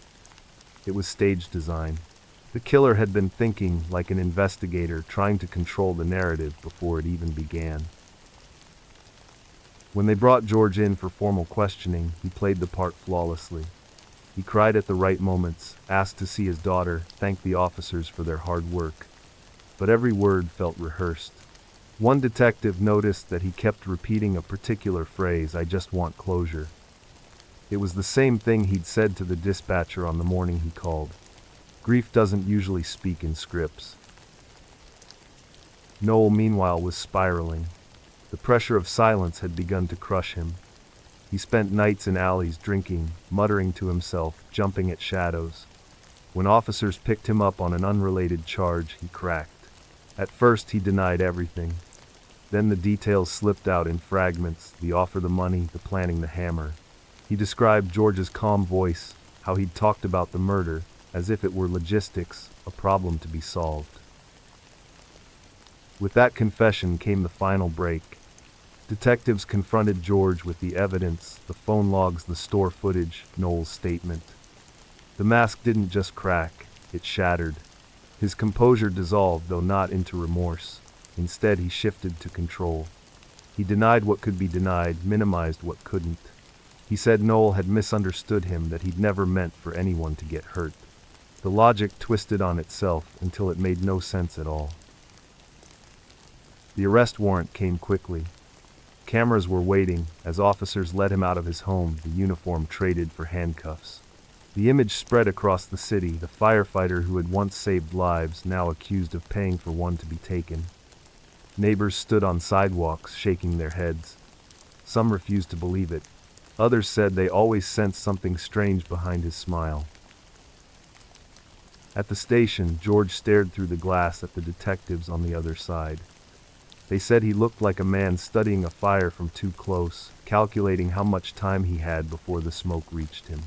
He still believed he could control the story. But evidence doesn't burn the way lies do, it survives. As the case moved toward trial, the city followed every update.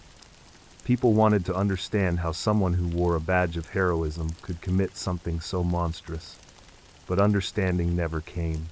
Evil wrapped in respectability is the hardest to comprehend because it looks so normal from the outside. The firefighters who had worked with him avoided interviews. Some quietly removed old photos from bulletin boards. The department issued a statement filled with sorrow and distance, the kind that acknowledges tragedy while denying association. And somewhere in the desert wind, the faint sound of sirens mixed with the memory of what he'd done. The man who once ran toward flames had become the one who started them. The trial began under the relentless Nevada sun, the kind that bleaches color from everything it touches. Reporters filled the benches. Families of firefighters sat near the back, quiet, ashamed, unable to reconcile the man they'd known with the one sitting at the defense table. George looked smaller now, the uniform gone, the arrogance stripped away. But inside his eyes, the same calculation flickered. He wasn't sorry. He was managing perception. The prosecutor's case was methodical. Phone logs, video, testimony from Noel shaky but detailed. Every step of the murder-for-hire plan laid out in evidence bags and digital exhibits. The jury listened in silence. As the story unfolded, a husband obsessed with control, using another man's desperation to destroy the woman who dared to leave him. Noel's testimony was halting, his voice raw from fear and guilt. He told them about the first meetings, about the hammers, about the phone calls that came day and night. He said George had promised him money and protection, had called it a necessary evil. The courtroom stayed still, the air thick with disbelief. The only sound was the scratch of pens on notepads as reporters recorded every word. The defense tried to paint Noel as the real killer, a liar trading falsehoods for a lighter sentence. But the facts were too solid. The cell tower data placed George near the scene. Surveillance cameras caught his car on nearby streets. His own words in recorded calls betrayed him. In one message, his tone was almost casual as he asked Noel if it was done. That phrase became the centerpiece of the trial, 2 words that carried the weight of death. Shauna's family sat through every hearing, reliving the loss with each exhibit. Her mother said later that the hardest part wasn't hearing the details. It was looking at him, the man she once trusted to keep her daughter safe, and realizing he had seen her as property instead of a person. When the verdict came, the jury foreperson didn't look up. Guilty. The word filled the room and then dissolved into silence. George closed his eyes, but there were no tears, no reaction beyond a single exhale. Some people said it looked like relief, others said it looked like defeat. Maybe it was both. The sentencing phase brought the families back to the microphone. Madison was too young to understand everything, but she understood absence. Her voice trembled as she said she missed her mom. The judge paused, unable to speak for a moment. The gallery wept quietly. Life without parole. A phrase designed to sound definitive. But it doesn't erase what came before. It doesn't fix the years that Madison will grow up without the sound of her mother's laughter. It doesn't undo the image of a firefighter turned killer. It only ensures that he will spend his remaining days surrounded by walls far from the city whose trust he burned. Psychologists later described George as a study in entitlement. He saw love as ownership, loss as insult. His calmness, they said, wasn't peace but detachment, the absence of empathy disguised as control.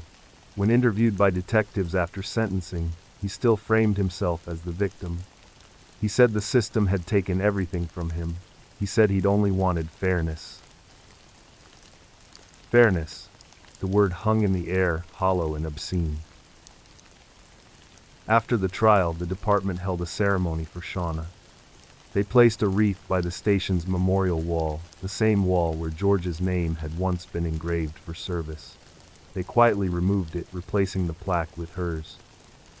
For the first time in a long while, the crew stood together in silence. That wasn't procedural, it was personal. Years later, Madison would speak publicly about her mother. She said she remembered the warmth of her hugs, the smell of her hair, the way she whispered goodnight. She said she refused to let her story end in tragedy alone. She wanted people to see it as a warning and a promise that love should never hurt, and that silence kills faster than anything else. The trial drew quiet crowds. No shouting, no protests, just the heavy presence of people who had come to witness how a story like this ends. The courtroom lights flickered against polished wood, and the air conditioning hummed softly, doing nothing to cool the tension. Reporters filled the benches along the back wall. The words firefighter and murder looked wrong together in print, but there they were repeated in every headline. George entered wearing a suit instead of a uniform, his expression as composed as ever. He sat beside his attorney, hands folded neatly, eyes down. The man who once ran into burning buildings now faced a sentence that would remove him from the world entirely. He didn't look frightened. He looked tired, like someone who had finally accepted the gravity of his own creation. The prosecution built its case methodically. Phone records, surveillance footage, the hammer, the payments. The words premeditation and murder for hire cut through the courtroom like broken glass. When Noel took the stand, the room fell silent. He looked smaller than before, his voice barely carrying. He said George had promised him money, had convinced him that Shauna was dangerous, that he was helping protect their child. He said George had planned everything, even the cleanup. Every word tightened the noose. The defense tried to shift blame, painting Noel as unstable, claiming George had only vented anger, that the act was never supposed to happen. But logic collapsed under the weight of proof.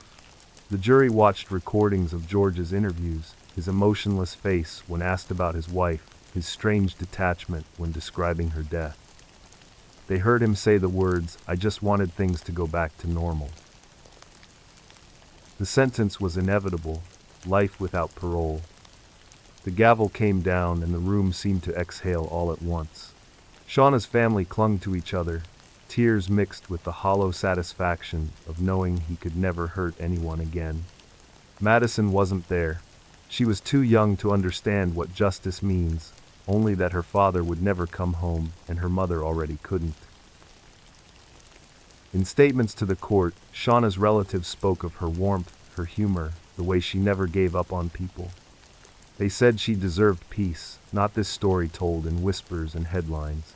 The judge listened quietly before saying that no sentence could restore what had been lost, but that the law had done all it could. Afterward, the detectives who had worked the case gathered in the hallway.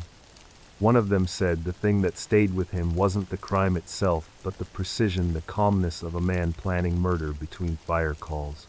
Another said it changed how he looked at everyone, how he realized evil often hides behind competence. George showed no emotion as he was led away. Some people said he whispered something under his breath, a final attempt to control the narrative. Others said he looked relieved. Either way, the story had already slipped from his hands. In the years that followed, Madison was raised by relatives who spoke of her mother often and her father rarely. They told her the truth in fragments, the way survivors do, gently, gradually letting understanding arrive on its own time. They told her about the strength she came from, not the violence that tried to erase it. Las Vegas moved on as it always does. The casino lights blinked, tourists came and went, the desert swallowed another story. But for those who knew Shauna, every sunset carried her memory. They said the light seemed softer, that when the city glowed pink and gold before nightfall, it felt like she was still here, watching over the life she fought to protect. No verdict can undo a life stolen, but it can mark the line between silence and acknowledgement. And in that space between justice and grief, people like Shauna are remembered not for how they died, but for how they lived, loved, and refused to disappear quietly. The town outside Philadelphia looked peaceful, a place built on order and reputation. Tree-lined streets, stone houses, professors walking dogs on crisp mornings. Among them lived Raphael, a respected scholar who lectured on game theory, the study of how people make choices when everything depends on everyone else's move. In class, he spoke about logic, strategy, equilibrium. To his students, he was brilliant, even charming, in a detached way. At home, that logic became something colder. Ellen, his wife, was the opposite of theory. She was warmth and motion, laughter and empathy. Friends said she had a way of filling a room with comfort, even when she was tired. She loved teaching too, though her lessons came from the heart rather than formulas. To the outside world, they looked like a perfect academic couple, 2 minds, 1 household, both accomplished. Behind closed doors, the equations stopped making sense. Control had been present from the beginning. It started small, disguised as concern. Which friends she spent time with, what she wore to faculty events, how long she stayed after work. He framed it as efficiency, claiming he just wanted their lives to run smoothly. But every choice she made was soon evaluated through his lens of strategy, as though affection were a competition and independence a betrayal. Ellen tried to keep peace. She told herself that stress from the university was to blame, that the sharp words and silences were temporary. She wanted to believe in the man she had married, the man who once spoke softly and brought her coffee on Sunday mornings. But the tenderness had been replaced by something else: observation. He watched her constantly collecting data, the way he did for research. Every reaction, every hesitation became evidence in whatever invisible study he was running in his mind. By the time friends noticed, it was already too late. She confided to her sister that she felt trapped, that he would argue for hours until she admitted fault, even when she'd done nothing wrong. She said it was easier to agree than to fight, easier to stay quiet than to provoke another debate she couldn't win. When she spoke about leaving, her voice shook, not from uncertainty but from fear. Raphael's colleagues saw no sign of turmoil. He continued publishing, attending conferences, lecturing on rational decision-making. He smiled in photos beside other academics, discussing probability while privately building a world where he controlled every outcome. His theory of life had only one rule he must never lose. The house they shared had become a prison wrapped in normalcy. Dinner was eaten in silence, arguments resolved by logic that erased her feelings. He had turned emotion into weakness, empathy into flaw. When she tried to express hurt, he countered with analysis why her perception was incorrect, why his actions were justified. It was gaslighting disguised as intellect. That December, Ellen told a close friend she planned to leave.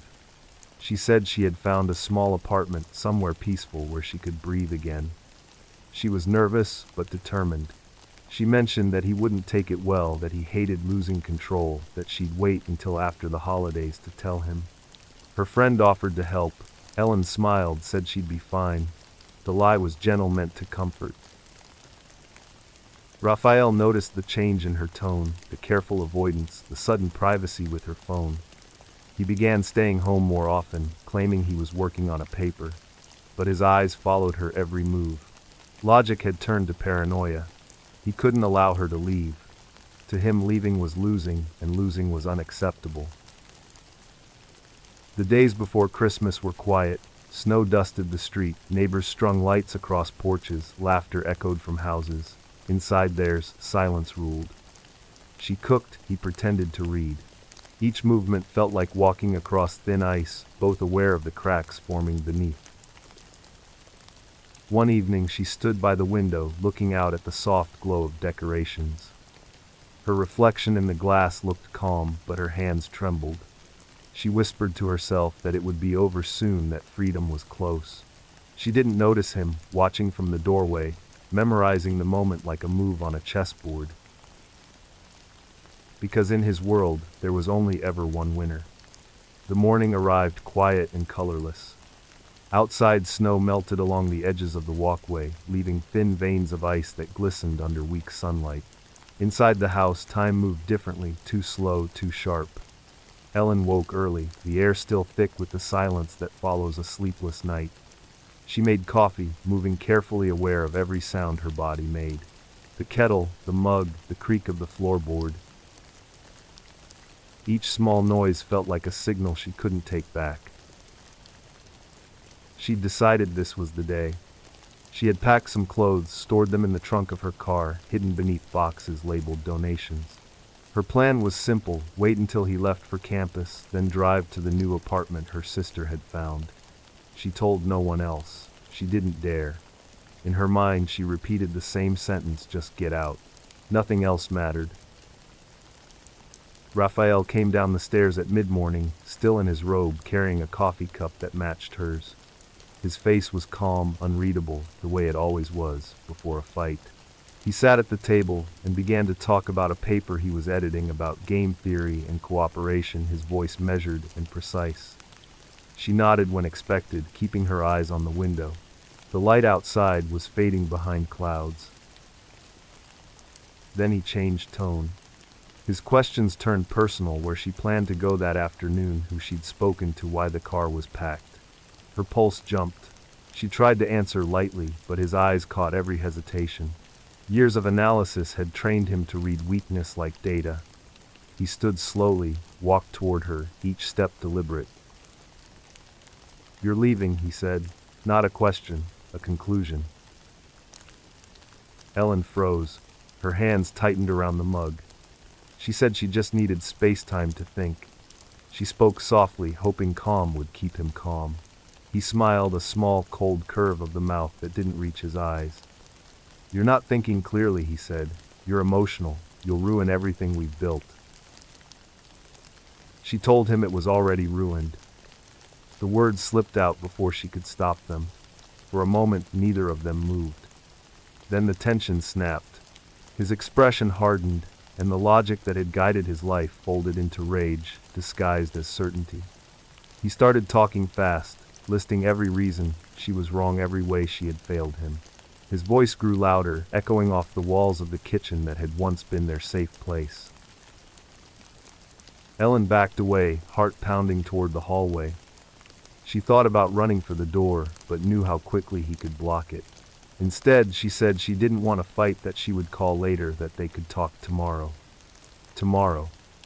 The word hung there, too fragile to believe in. He moved closer. His hands trembled, not with fear, but with the realization that he was losing control. Years of measured calm evaporated. Logic had abandoned him. He muttered about betrayal, about equilibrium, about how every action demands a counteraction. He reached for her arm. She pulled away, stumbling against a chair. For a second, she thought he might stop.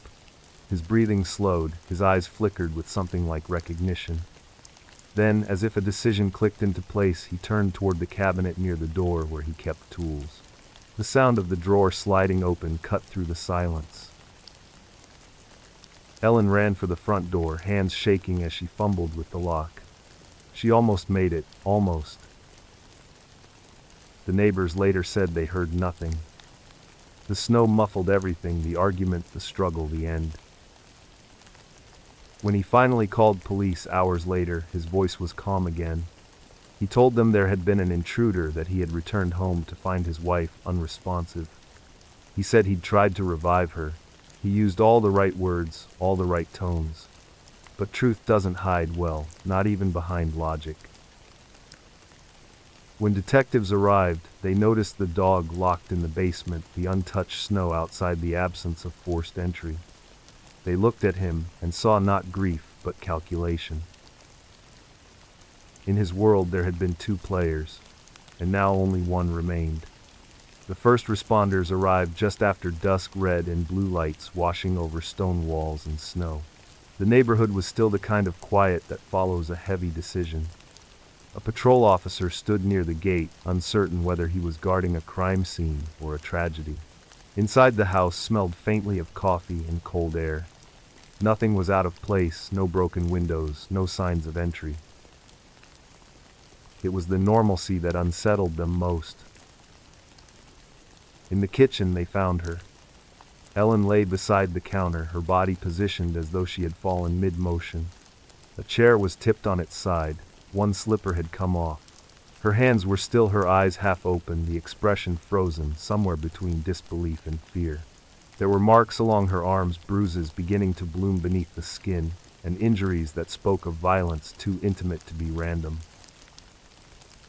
The detective leading the scene called for photographs. Flash after flash lit the walls, capturing details no one wanted to remember. The blood patterns, or as the report would later call it, biological spatter, told a story of precision, not chaos. A single strike, then another, each deliberate, controlled. The instrument involved had been heavy, blunt. It hadn't been chosen in panic. It had been retrieved, used, and replaced with care. Raphael stood nearby, his robe replaced by a sweater, his demeanor almost detached. He answered questions calmly, voice low, expression rehearsed. He said he'd been out running errands, that he returned to find the door open. He described an intruder, a burglary gone wrong.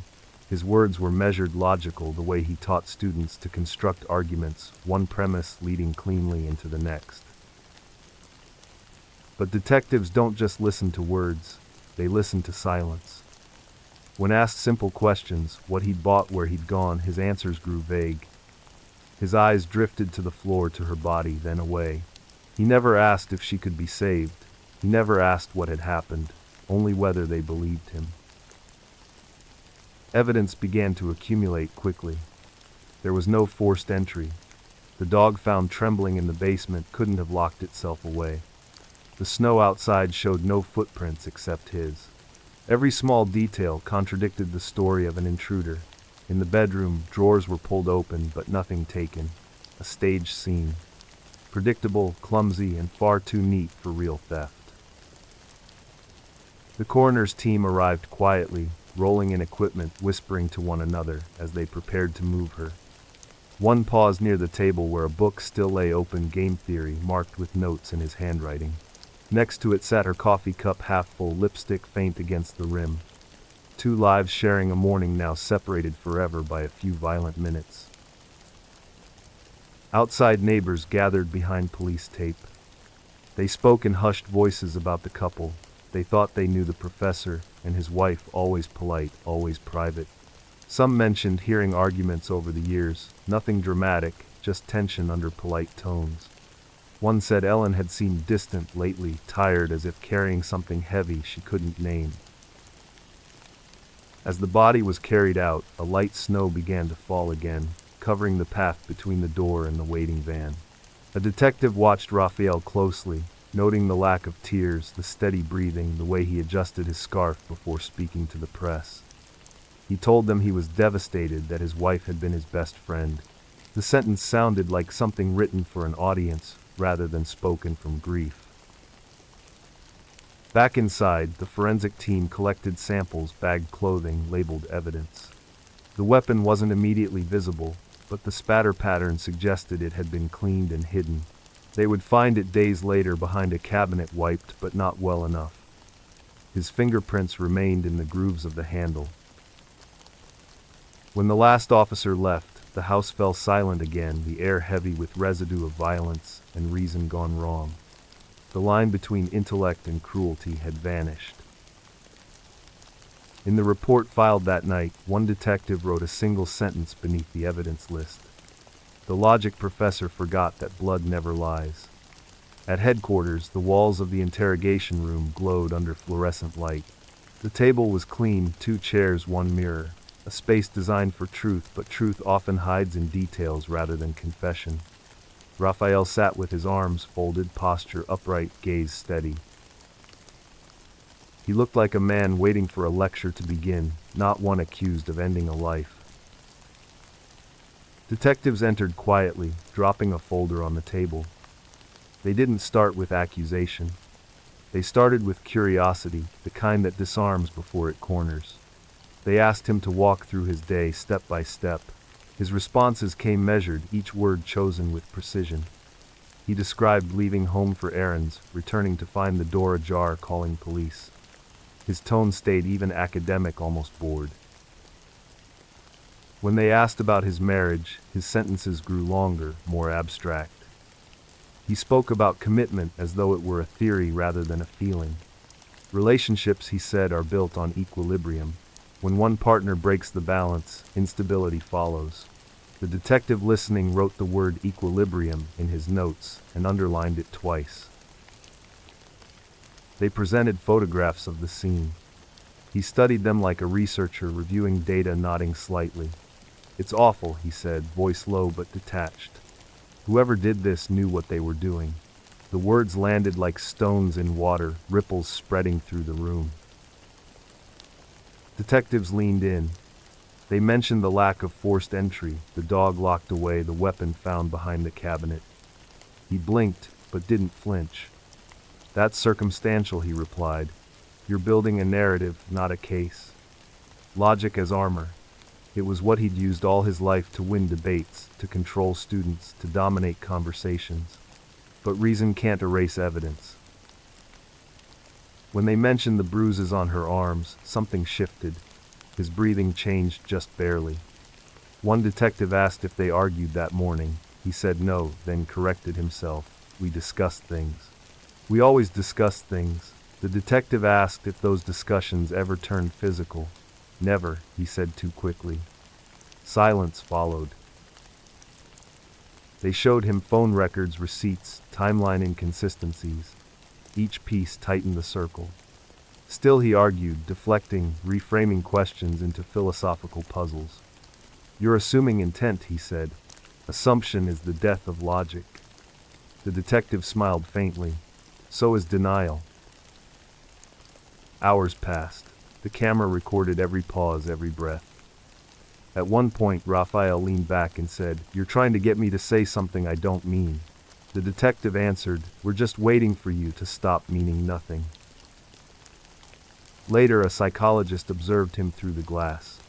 She noted his composure, the lack of empathy, the intellectualization of violence.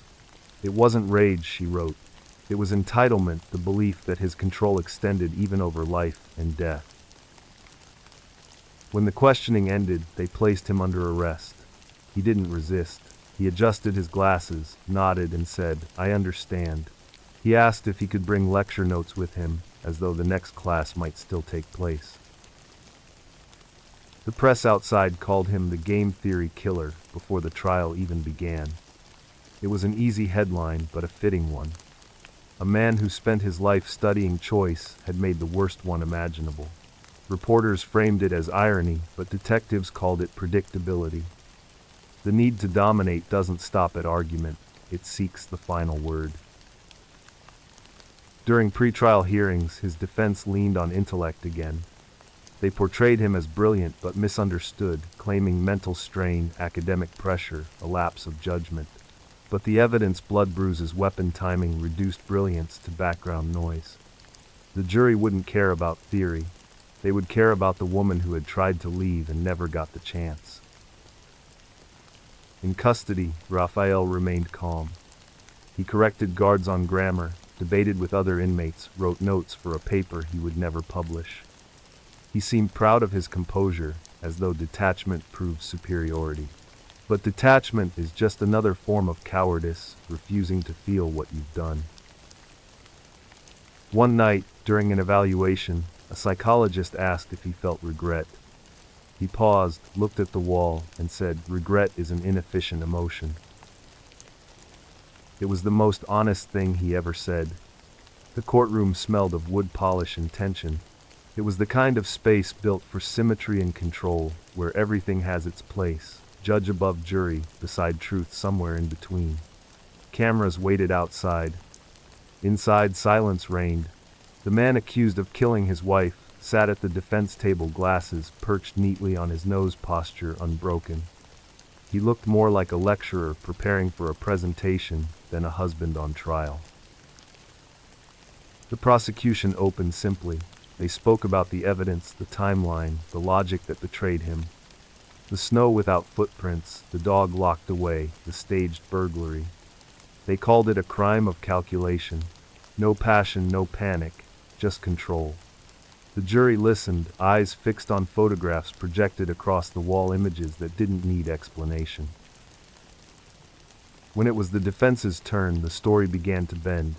They didn't talk about control or ego. They talked about stress, about pressure, about the burden of intellect misunderstood. They spoke about a man isolated by genius, driven to the edge by a wife who didn't appreciate his work. They painted Ellen as unpredictable, emotional, prone to hysteria. It was the oldest play in the book: turn the victim into a problem, turn cruelty into response. For hours, the defense attorney spoke of academic strain, of marital discord, of reputations and pride. He described Ellen as someone who threatened to leave, who provoked arguments, who made irrational choices. Each sentence reframed her humanity as instability.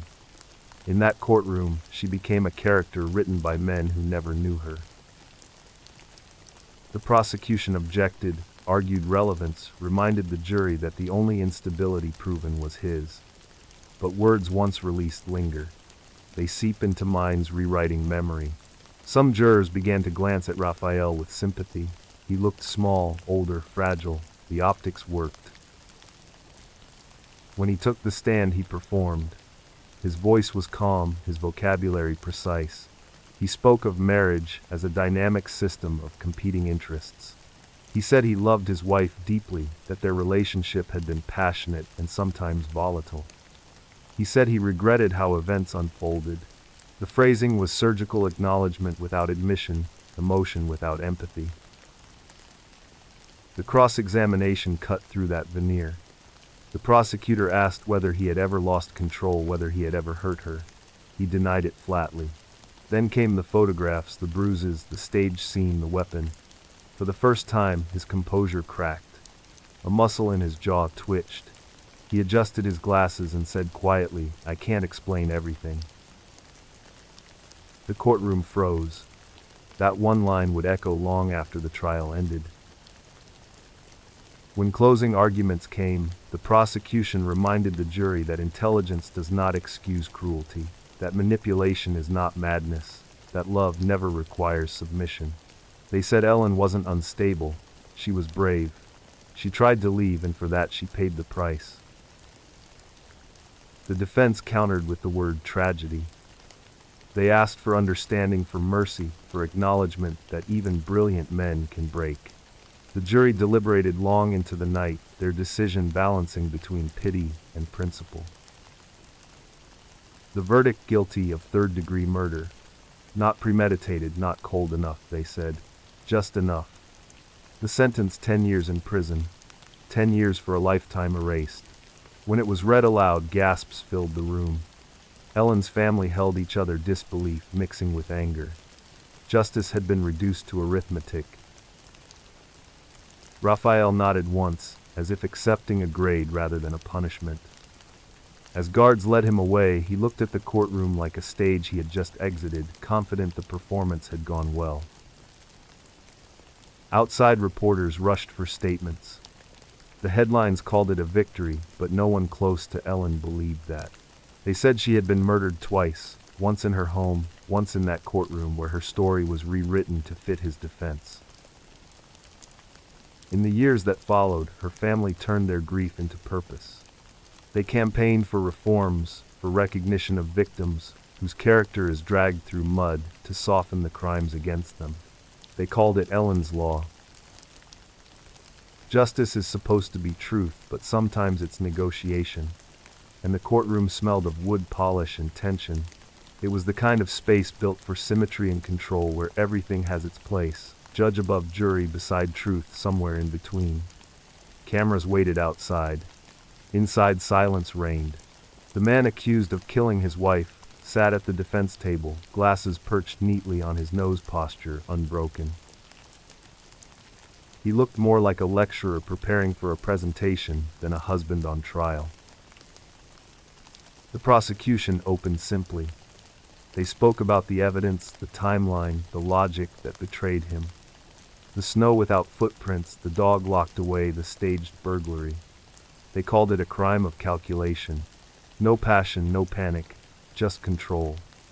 The jury listened, eyes fixed on photographs projected across the wall, images that didn't need explanation. When it was the defense's turn, the story began to bend. They didn't talk about control or ego. They talked about stress, about pressure, about the burden of intellect misunderstood. They spoke about a man isolated by genius, driven to the edge by a wife who didn't appreciate his work. They painted Ellen as unpredictable, emotional, prone to hysteria. It was the oldest play in the book: turn the victim into a problem, turn cruelty into response. For hours, the defense attorney spoke of academic strain, of marital discord, of reputations and pride. He described Ellen as someone who threatened to leave, who provoked arguments, who made irrational choices. Each sentence reframed her humanity as instability. In that courtroom, she became a character written by men who never knew her. The prosecution objected, argued relevance, reminded the jury that the only instability proven was his. But words once released linger. They seep into minds, rewriting memory. Some jurors began to glance at Raphael with sympathy. He looked small, older, fragile. The optics worked. When he took the stand, he performed. His voice was calm, his vocabulary precise. He spoke of marriage as a dynamic system of competing interests. He said he loved his wife deeply, that their relationship had been passionate and sometimes volatile. He said he regretted how events unfolded. The phrasing was surgical acknowledgement without admission, emotion without empathy. The cross-examination cut through that veneer. The prosecutor asked whether he had ever lost control, whether he had ever hurt her. He denied it flatly. Then came the photographs, the bruises, the stage scene, the weapon. For the first time, his composure cracked. A muscle in his jaw twitched. He adjusted his glasses and said quietly, "I can't explain everything." The courtroom froze. That one line would echo long after the trial ended. When closing arguments came, the prosecution reminded the jury that intelligence does not excuse cruelty. That manipulation is not madness, that love never requires submission. They said Ellen wasn't unstable, she was brave. She tried to leave, and for that she paid the price. The defense countered with the word tragedy. They asked for understanding, for mercy, for acknowledgement that even brilliant men can break. The jury deliberated long into the night, their decision balancing between pity and principle. The verdict: guilty of third-degree murder. Not premeditated, not cold enough, they said, just enough. The sentence: 10 years in prison. 10 years for a lifetime erased. When it was read aloud, gasps filled the room. Ellen's family held each other, disbelief mixing with anger. Justice had been reduced to arithmetic. Raphael nodded once, as if accepting a grade rather than a punishment. As guards led him away, he looked at the courtroom like a stage he had just exited, confident the performance had gone well. Outside, reporters rushed for statements. The headlines called it a victory, but no one close to Ellen believed that. They said she had been murdered twice, once in her home, once in that courtroom where her story was rewritten to fit his defense. In the years that followed, her family turned their grief into purpose.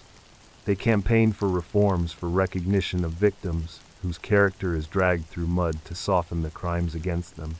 They called it Ellen's Law.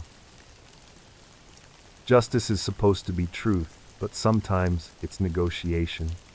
And when intellect is used to manipulate compassion, the result is not understanding, it's erasure. When the verdict settled into history, silence filled the space where justice should have been. 10 years. A decade for a life. For the family, it felt like watching a door close too softly. Reporters called it closure, but to those who loved Ellen, it was unfinished business. Her brothers, Gary and Art, refused to let that silence become the last word. They had been quiet men before this private protective. But grief can either break you or forge you into something louder. For them, it became purpose. In the months following the sentencing, they began writing letters, calling legislators, meeting with advocates who understood the strange cruelty of domestic homicide, the way it twists both memory and law. They spoke not as politicians, but as brothers. Their goal was simple: make sure no other family watched a killer walk free while claiming love as defense. At first, few listened. People move on quickly after verdicts. The cameras leave, headlines fade, and only the families remain holding the aftermath. But Gary was relentless. He met with anyone who would listen, explaining how the system had failed Ellen twice. Once by not protecting her, again by reducing her death to an academic miscalculation. He showed photographs of her smile, her classroom, her students' letters. He spoke about how she had planned to start over, to teach again, to live freely. Each story reminded lawmakers that this wasn't theory, it was real. Slowly, his persistence began to pierce bureaucracy. Committees invited him to testify. Newspapers began covering the effort. The movement gained a name: Ellen's Law. The proposed legislation targeted parole procedures for domestic homicide offenders. It demanded transparency, notification, and accountability. No more quiet releases. No more technical loopholes that allowed abusers to resurface without warning. The brothers wanted families to know when danger re-entered the world. Raphael, meanwhile, served his time quietly, studying in prison, teaching inmates about probability and logic. To the outside world, he remained the intellectual, refined, detached, unrepentant. He wrote essays describing himself as a man misunderstood, punished for a single mistake. Each word deepened the wound for those who remembered Ellen, not as theory, but as heart. When his parole hearing approached, the family gathered again. It felt surreal, like reliving a storm long after the sky had cleared.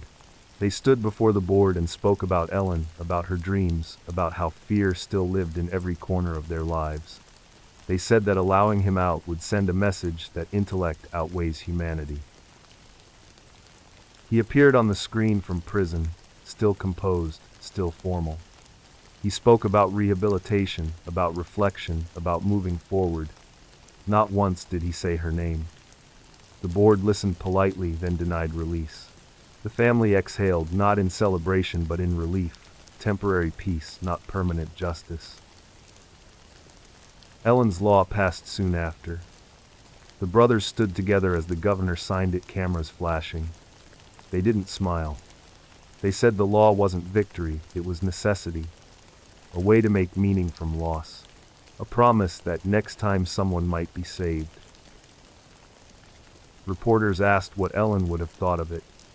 Gary said she would have been proud but sad that it had to exist. He said she believed in fairness, in truth, in the idea that words could change the world. He hoped hers still could. That night after the ceremony, the brothers visited her grave. They placed a single white rose between two candles and stood in silence. The air was cold, the kind that stings and clears at once. Art whispered, "We kept our promise." Somewhere behind them, wind rustled through the trees, the sound soft but steady. It felt like acknowledgement, like thank you.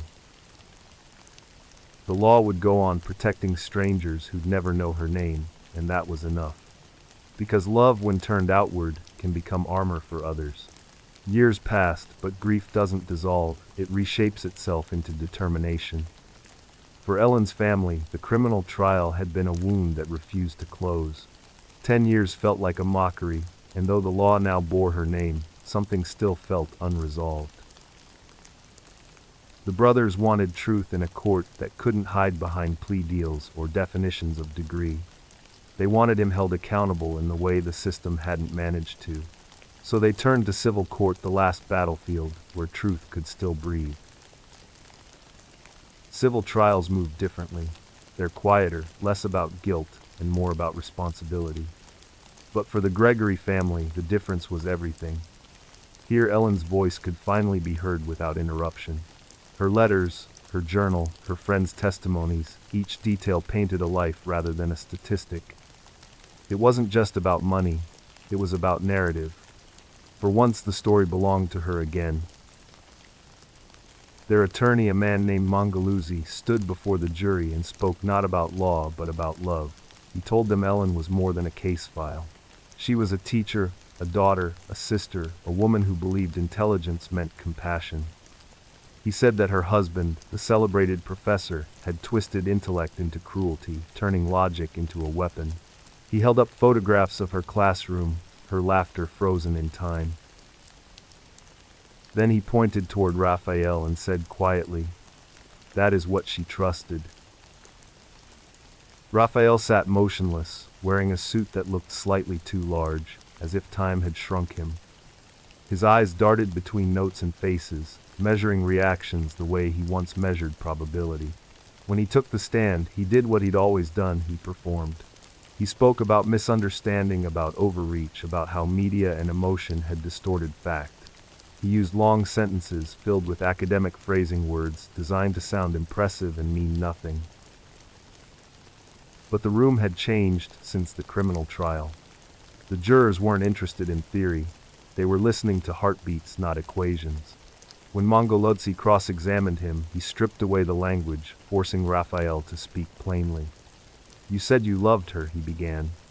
"Then explain how love leaves bruises." The question hung in the air unanswered. Silence became confession. The expert witnesses followed: psychologists, financial analysts, even one of Raphael's former students who described his obsession with control. The pattern became impossible to ignore. The defense tried to paint Ellen again as unstable, but the attempt fell flat. The world had changed since the first trial. People were done listening to the stories of powerful men rewriting women into villains. After weeks of testimony, the jury retired for deliberation. Hours passed. The family waited together in a hallway lined with portraits of judges long gone. When the door finally opened, the foreperson read the verdict aloud: liable. The damages were massive, symbolic, and practical all at once. A number that screamed what words could not. This was not an accident, not a moment of weakness, but a choice. Reporters rushed to label it historic. They said it was a rare victory, a moment where intellect lost to conscience. But to the family, it was something smaller and purer. It was proof that persistence matters, that even after years of being dismissed, their voices had finally been heard. When they left the courthouse, the sky was overcast. The brothers didn't celebrate.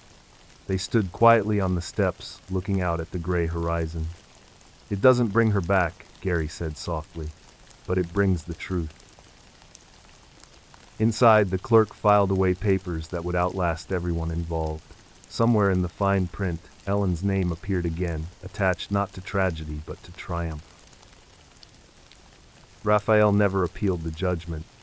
Maybe pride stopped him, or maybe he finally understood that some games can't be won. And in the echoes of that courtroom, for the first time in years, Ellen was no longer the accused. She was the remembered. Years later, the world had almost forgotten him. The headlines had faded, the books closed, the campus moved on. Students who once whispered his name in lecture halls now walked past those buildings without remembering. But in a small apartment north of Pittsburgh, Raphael lived alone. The professor who once lectured about strategy and consequence had become a ghost of his own theories. He spent his mornings reading, his afternoons pacing. The apartment was bare, no photos, no plants, no signs of life beyond books stacked in uneven towers. He told parole officers he was working on new research, something about human behavior and regret.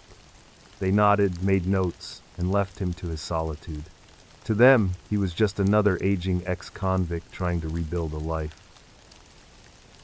To those who remembered, he was the man who taught the world that intellect without empathy is just cruelty in disguise.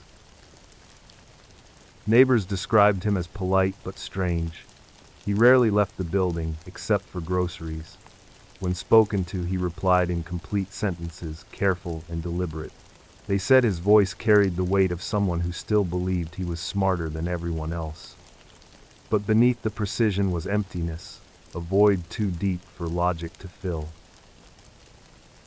He wrote letters to academic journals that never published them, essays defending his legacy, arguing that his trial had been unfair, that emotion had replaced reason. He signed them Dr. R, as though erasing his last name could erase what it meant. None were answered. Some nights, he replayed the crime in his mind, not with guilt, but with analysis. He deconstructed each choice, each movement, as though reviewing a chess game he had lost through miscalculation. To him, it was still about outcome, not morality. He had never learned the one lesson his field could not teach, that love and power are not equations to balance but lives to honor. Ellen's family never spoke to him again. They didn't need to. Her brothers said silence was the only language left that didn't give him control. Every year, on the anniversary of her death, they released white lanterns into the sky. None of them mentioned his name. That was their final victory, reclaiming peace by refusing to let him exist in their stories anymore. The university declined to reinstate his pension. His former colleagues avoided interviews. Students who had once admired him now studied his case as part of criminal psychology, courses his lectures replaced by footnotes and discussions about coercive control and narcissism. The irony was complete. He had become the subject he used to analyze. When a journalist finally tracked him down for an interview, he agreed immediately. Vanity is a flame that never dies completely. The reporter described a man living in shadow, still articulate, still manipulative, still incapable of remorse. He said his time in prison had been enlightening, that he had studied humanity from the inside. When asked about Ellen, he paused for a long moment before saying, "We both made mistakes." The journalist ended the interview there. After the article was published, neighbors stopped speaking to him. The building manager said he seemed even quieter after that, his blinds drawn, his mailbox overflowing. Weeks later, someone called police for a welfare check. He was fine sitting in the dark, surrounded by notebooks filled with formulas about choice and consequence. He lived like that for years, no visitors, no laughter, just the endless echo of a mind that once believed it could outthink morality. His greatest punishment wasn't prison. It was freedom without admiration, a life measured only by the absence of love. On a rainy evening in late autumn, a neighbor heard the faint sound of music drifting through his apartment door. Classical, something precise and sorrowful. When they knocked, there was no answer. The music stopped, replaced by silence so deep it felt permanent. Maybe he was gone. Maybe he was just listening to the quiet, finally understanding what it means to be alone in every possible way. Rain fell again, the kind that softens sound and slows thought. Across the country, 5 different families carried the same kind of ache, each one touched by loss that should never have happened, each one bound by a timeline none of them chose. From Georgia to Missouri, from Washington to Nevada to Pennsylvania, their stories lived in separate folders and headlines, yet together they formed one truth: evil wears ordinary faces. In Macon, Lauren's sister still visited the law school courtyard once a year. She said she could still hear her laugh if the wind moved just right. Students walked past the memorial plaque without knowing the woman whose name was carved there once dreamed of standing where they stood, wearing a robe of justice. Her family kept the letters she wrote home, their edges soft from being read too often. They said she taught them not to fear the dark, but to see what hides inside it. In Missouri, Ben's brother tended the snakes. The barn was quieter now, the rows of glass enclosures glowing under soft light. He said caring for them felt like speaking Ben's language, one of patience and precision. He still talked to the animals when the nights stretched long, telling them the world had changed, that kindness could still survive betrayal. He said forgiveness wasn't for Lindley, it was for himself, so he could keep breathing. In Washington, the families of Miche and little Layla held vigils under the same park gazebo each spring. They used to bring candles, now they bring policy papers and petitions. Their grief became activism, the kind that reshapes systems instead of breaking under them. Mothers who never met Meech now speak her name in testimony before lawmakers, demanding that paper promises of protection be turned into action. They say her story is proof that ignoring danger is its own kind of violence. In Las Vegas, Madison is grown now. She doesn't talk much about that morning, but she speaks of her mother, often the scent of her hair, the songs she hummed while cooking, the way she danced in the kitchen when no one was watching. She works with survivor outreach programs, speaking softly but with certainty. She says her mother didn't die for nothing, that every person she helps to escape carries a piece of Shauna's courage. And in Pennsylvania, Ellen's brothers continue to visit schools and community centers, standing before strangers with steady voices and photographs. They speak about the difference between intelligence and empathy, between winning and living. They say their sister's name like a promise: never again. When they finish, they hand out cards with hotline numbers and a small quote Ellen once loved: "Truth is the only strategy worth keeping." The connections between these stories are invisible to the eye, but heavy in the heart. Each began with trust, each ended with violence disguised as love, each left behind people who refused to let silence be the last chapter. Together, they form a map of resilience, a pattern of ordinary people who turn devastation into defense, grief into grace. Investigators from each case have met at conferences over the years. They shake hands quietly, exchanging updates, acknowledging the strange fraternity that tragedy builds. One said that whenever he hears rain against a window, he thinks of them, all: the young law graduate, the reptile breeder, the mother and daughter, the cocktail waitress, the teacher. 5 names woven into one fabric of remembrance. There's something sacred about that kind of memory. It doesn't fade, it evolves. It teaches. It whispers across miles that justice is a process, not an event. That every victim becomes a teacher if we're willing to listen. As night deepens, the rain slows. The camera of the mind pans across empty rooms, courtrooms, classrooms, fields, and city lights, each holding an echo. Each asking the same quiet question: will we remember? Somewhere candles flicker behind windows, their flames bending but unbroken. Another file waits. But tonight, leave the light on. The rain has finally slowed the streets, washed clean but glistening with memory. In the distance, thunder rolls like a heartbeat fading into calm. Tonight's stories have followed us across states, across years, across the thin line between trust and danger. Each one began with ordinary moments: a walk home, a marriage, a promise. Each one ended in silence, broken by sirens. But through that silence came something else, people who refused to let cruelty be the last word. When we talk about true crime, it's easy to focus on the darkness, on what was done, on who did it. But the real weight of these stories lives in what comes after the survivors, the families, the officers, who carry faces in their minds long after files close. They live in the echoes of laughter, remembered in the laws written from grief, in the strangers who light candles for people they never met. Lauren's name became a lesson about trust and vigilance. Ben's became a symbol of love twisted by greed. Mish and Layla's names turned into a call for reform, a demand that promises mean something tangible. Shauna's name became courage, her daughter proof that resilience can grow from pain. Ellen's became justice, rewritten by persistence. 5 stories, 5 tragedies, but together they speak one truth: remembrance is resistance. For every life lost, someone stood up. A sister, a brother, a mother, a child. They took what was broken and built something stronger. That's what humanity does at its best. It takes horror and turns it into prevention. It takes sorrow and turns it into empathy.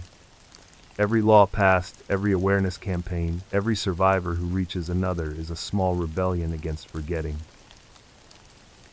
If you've listened this far, you've carried their names with you. That matters.